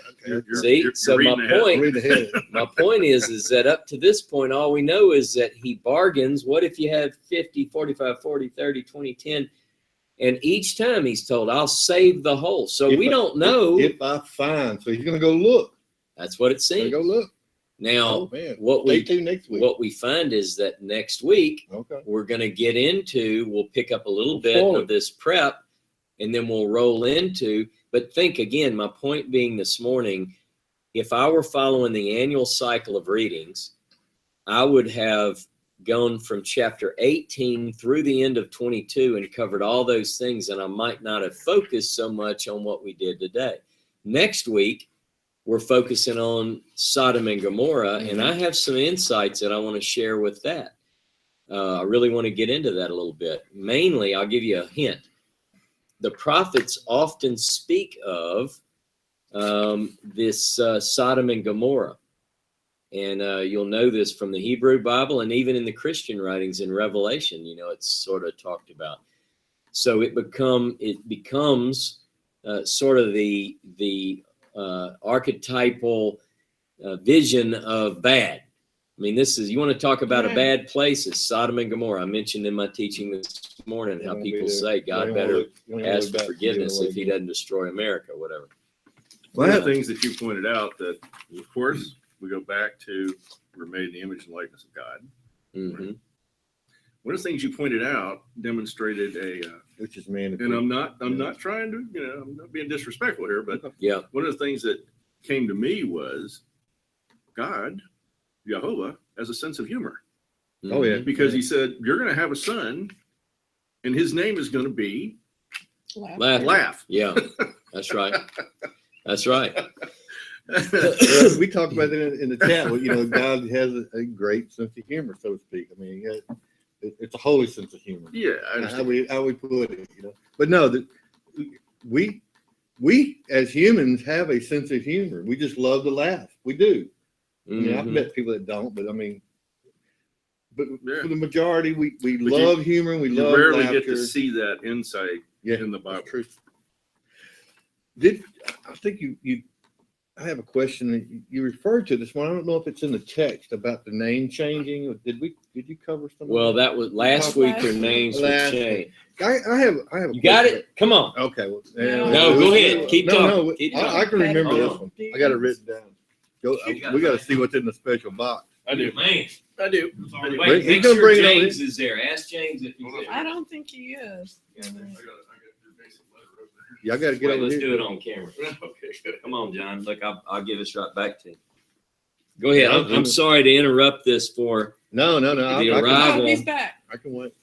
the arrival of something very Kind of special. like your birthday. You just It's like a birthday. returned just in time, James. Oh, James, wait till you see this. Wait, Where's he at? Where's he at? has the mailman shown up there in Charlotte? I had to go away. I was Yeah. so excited. James and I Where? have these Bibles being delivered, Mm. and I was afraid that since That's I Dr. live in the Dr. country, Tatum.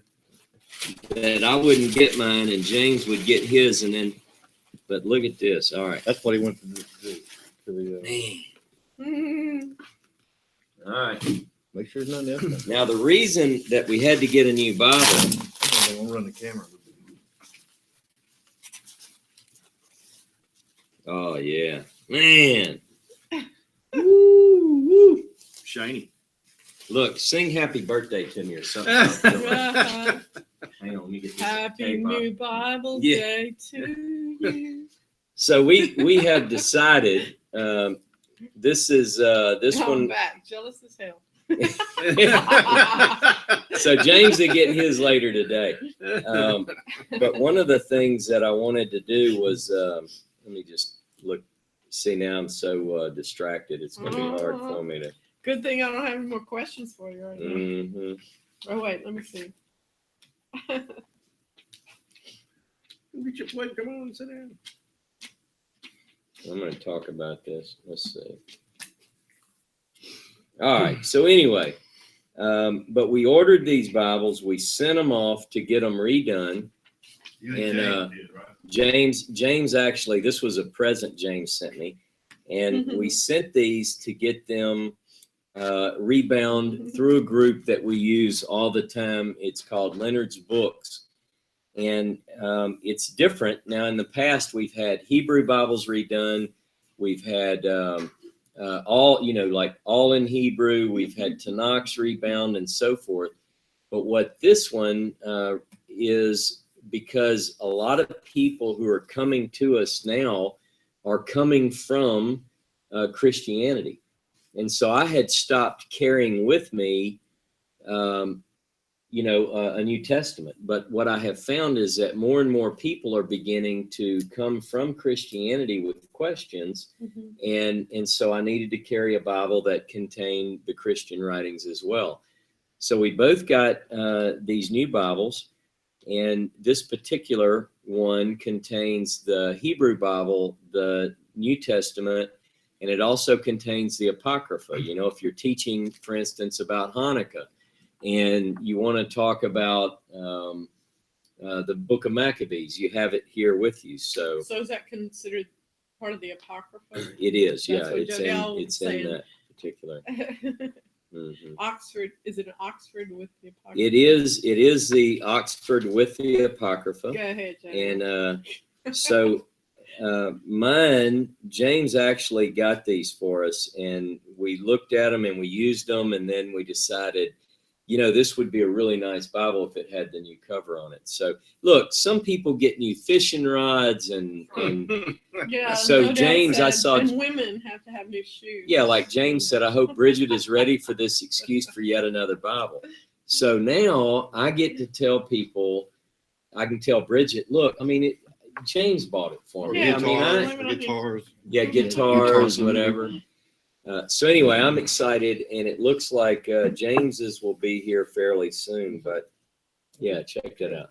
Oh, yeah, it feels good. So Vicky is Yeah. bringing up some things. All right, I'm sorry, I was distracted. Let's see, Vicky. Let's go back. John, you'll forever go down in history because you loaned me the knife to open the box. I somehow think you would have torn it open. I'd have chewed that box open. I'm sorry, Vicky was asking. Verse 17. Now the Lord is this vision with conversation. Maybe is in this vision with conversation. What's the question? Which is still talking about, does Yahovah appear to Abraham, or is this a vision? Because I Thank was you, looking Steve. for the verse. I can't find They're it now. good. But I read one translation that Get said lost. when Yahovah left Abram, it said he ascended, and then there was a little note off of. Abraham, like, he ascended off Abram. Like, What do you it make sounds of like this, a vision. It ends. Let me just point out a couple of things. If you go back to Genesis 17, let me show you this. Maybe it was 17 that I read it. Well, I was looking to see. No, let's start with 18. It says very clearly, this is the way it starts. What? 17:22. When he had finished speaking with him, Genesis. Elohim ascended from on Abraham. Okay, so 17:22. So what we need to do is let's go see how James translates 17:22 in this particular 17:22. It says, and he finished speaking with him, and Elohim went up from upon Abraham. See, All right. went up from upon. Yeah, So that's last week's class. Yeah, All that right. sounds like a vision. It could be. It Or the could be. Spirit So descending. we've got an interesting thing. Anytime we have the appearance of Yahovah in the Hebrew Bible, we're always and at all times reminded of texts which say, no one can see me and live. No one can see my face, and so forth. So you have that, but then you have clear episodes like we begin today's reading with, and Yahovah appeared unto Abraham. So how do you reconcile the two? What this does is it creates this opening, if you will, for speculation. People begin to say, well, when God does appear, how does he appear? I was going to see him. So if no one can see him and yet people see him, that's one of the great mysteries. In fact, Kabbalah and various mystical approaches to understanding the Torah get into trying to define the various manifestations of God. Christianity picks up on this. Christianity will often, its proponents often will refer to some of these manifestations in a way that says these are pre-incarnate manifestation. They come up with the Jewish people do these as well. If you are separate from these bodies of tradition, you still are faced with answering these tough questions. How is it that God's appearing? And so here's what we know. It says in Genesis 18:1 that Yahovah appeared or was seen towards Abraham. Towards, and that's weird. Does it Well, matter? it's very literal. Does it matter? Towards. Huh? Does it matter? It doesn't change the outcome of what the teaching was trying to communicate. It matters in that if you're trying to discern truth, like if you hear a teaching, like Ross referred to the Kabbalah, the manifestations of Yahovah, and I know in certain groups of Christianity, manifestations of the presence of God, these sort of things, you want to discern what's true and what's false. I know even Dave Tyler and some others said, I believe that Yahovah exists in more than the 4 dimensions that we exist in, which to me means, this spiritual dimension or whatever.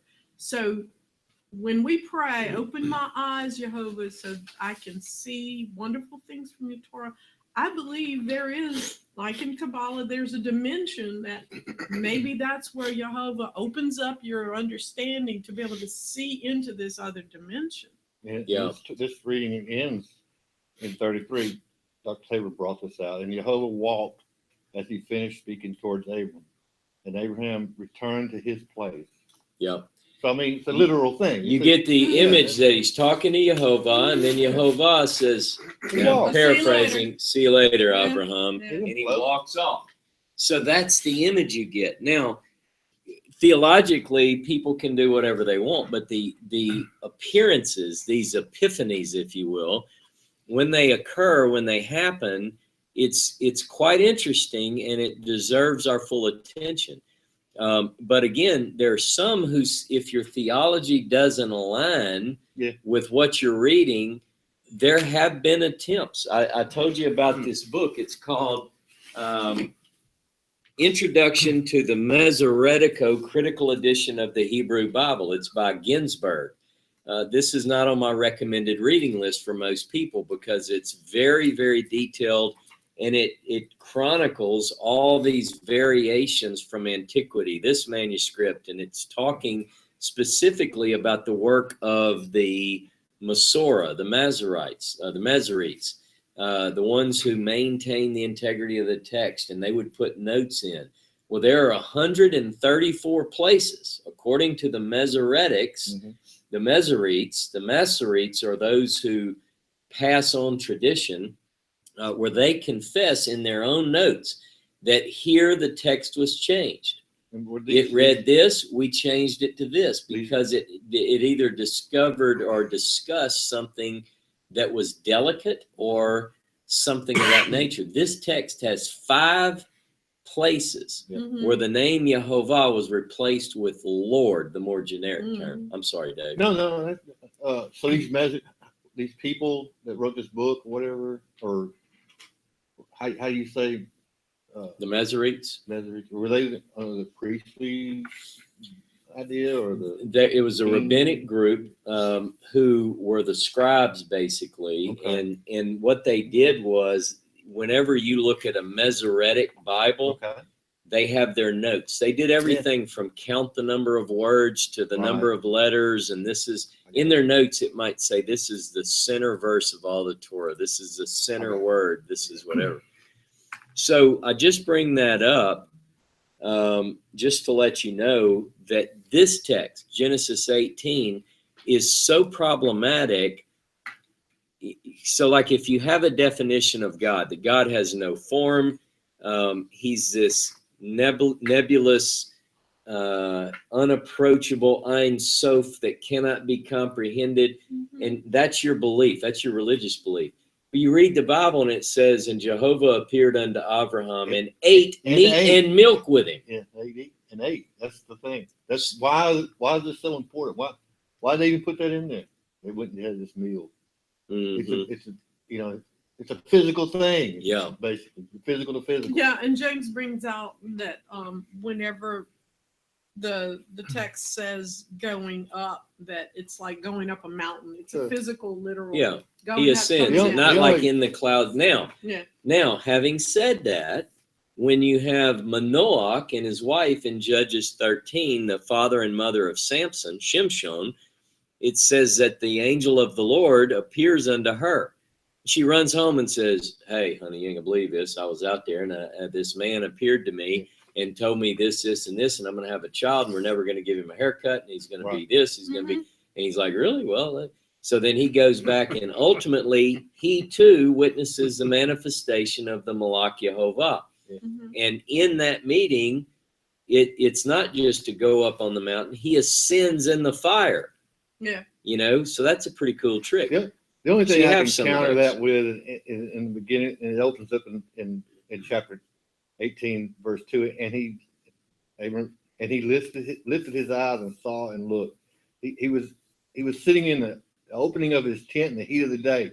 Sounded like he was kind of nodding off. He was nodding off, Yeah. So he might have been dreaming something. I don't know. I'm just saying. Well, these are acceptable. Trying to understand it. Now, here's the thing. What I tried to bring out today, I gave you 6 passages. Good. It could mean just he looked up and he's like, oh. It's Shloshah Anashim, 3 men. Hey, honey, make the bread. Come here, boy. I need you to get that goat and let's make a meal.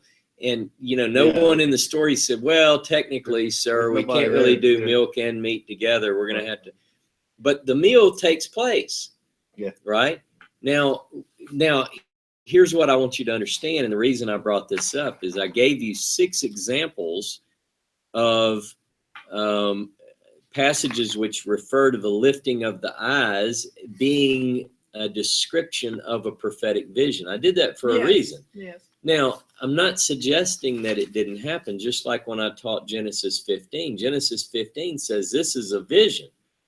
And there's a confusion if you read it. It's like, was it daytime? Was it night? Well, during the middle of the day, he shows him the stars of the heaven.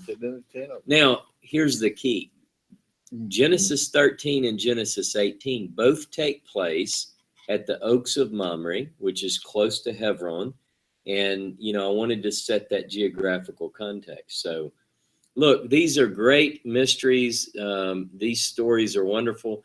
One of the things I mentioned a moment ago, in just a few minutes, and I don't want them on camera because they won't know that we're doing a camera. Mm-hmm. They're coming in, evidently a Jewish man and his mom said, hey, we found you on the internet. We're in the town. We'd like to stop in and see you if you're still there. And I said, yeah, we're still here. Mm-hmm. Please come. So I don't like to catch people off guard and them all of a sudden be on camera. I could do this all day and probably will, but I do want to kind of wrap things up for the day so that I can get ready for our unexpected visitors. And we'll let people know how it goes. I know people are going, oh man, we want to, but just understand why I'm doing that. And they're supposedly coming in the next few minutes. So, my question is, he appeared to Abraham, and there was a message, and there was a discussion, and the point of the meal. The meal. I mean, the meal is symbolic of breaking bread. It's a hospitality. It's not more than hospitality. It's when you sit down and eat with somebody. Yeah. And I try to remember. You said he was the friend of God. Yep. The friend of Yahovah. Yeah, and so does it matter? God can appear in any form, fashion. He can change time, space, anything he wants. Yep. Can he make a rock bigger than he can pick up? I think Vicky said the same thing about the stories. That does it matter is a good question, but still, to the point, is it showing that Abraham has a caring mind, a caring heart, and he wants to do justice? Like when he goes to God and says, look, you don't want to destroy Sodom and Gomorrah if there's righteous people in there. So to the point, there's a point to the story. Right. And I think that was just, it. Nitpicking about this or that. This is an example of how you're supposed to act. This shows why he's and the important and why he's the debate. Will you save it for this, save it for that? Don't let this pass you. Notice how he intercedes and challenges God based upon being just and righteous. He's like, God forbid, basically, that the judge of all the earth wouldn't do justly. I love that. And by the way, that he holds God to that same standard. That's an example, I think, of how we're supposed to deal with people in situations and leadership here on earth. Yeah. And then plus, like I say, it's an example of the 10 good men, the minion, they call it. This is so encouraging. This is so encouraging. You know why? Because as Ross and Stephen, you just returned from the UN, and I'm confronted by people all the time, family members, friends, whatever, who see Zionism as something that's bad and evil, that we can trust Yahovah. We can come to him and pour out our hearts and say, for your sake, for Zion's sake, for your sake, don't let these people who are against Israel prevail. It's a good point in this story that we can alleviate our anxiety or fear or sense of overwhelming when we're surrounded by people who hate Israel, that God is able. Yep. And we can cry out to him on their behalf. Just one final point, and then we do need to close. James brought up that in this text, it doesn't say this is a messenger. That's right. It says Yahovah appeared. Yahovah is there when the eating is going on. He's the walking, talking, eating Jehovah. On the actual land, the dirt. I mean, that's the point. Don't miss that. And he is actually musing, thinking, and we get to read those thoughts. Again, one of the most mysterious passages in all the Hebrew Bible. Mysterious chapter. We don't know how the writer knows this, but we believe that. That's right. Jehovah's letting us know. The thing I can appreciate, I think you can miss, is the fact that this is a guy who is talking to Jehovah, who's about to go destroy a city, I mean, he Yeah. has to go destroy it now. Yeah. Yeah. And he's saying, wait a second, I want to talk. I mean, This if he guy's been didn't, nice to us. Think we ought to let him on, no, not only that, I mean, he can sit there and say, what I'm about to say, he might destroy me too. Yeah. Yeah. I mean, very well could. Yeah. If he's Yeah. asking, hey, will you destroy for 40 and 10? Yeah. So I think the courage, in our own lives, the courage we must have Mhm. to stand up for righteous and justice, even though we could be, Yeah. Great point. I mean, Yeah. Even if he could zap you, exactly, right? Because he did. I mean, at that point, he very well. I mean, if he was asking him, "Hey, is your justice real?" He's Heart's out. questioning. So therefore, he, maybe he's not sure. So therefore, he can turn around and say, "Hey, you know what? I'm I love to it. stand up for justice and righteous, and no matter the cost." I think is I a love good it. point. That's a great way to wrap things up, because that truly Mhm. is, the way I Talk close about today, courage. Talk about the courage. way I close today, you put the seal on that, because I said, not only is he tested, Abraham tested about being just and righteous and teaching his descendants and his household about it. He demands that the God he serves, he Mhm. verifies, validates that God, even God, is just and righteous. So think about those things. Next week, we'll be back for another class in our ongoing study of the ancient triennial cycle of readings.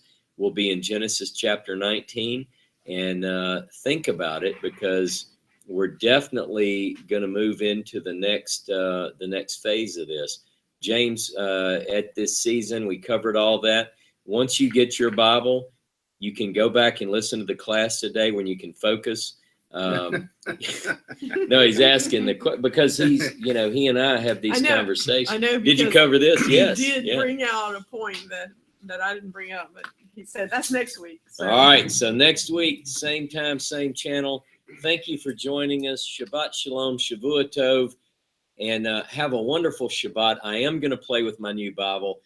But first, we have some mysterious visitors coming all the way from Beverly Hills who read about this strange Livonia. synagogue How in St. appropriate. Francisville. So this group is going to stay put, if you can, and we'll entertain our guest, and there's no telling what they're expecting. Mhm. So they might get a surprise. Who knows? So Shabbat Shalom, Shavua Tov. See you next week.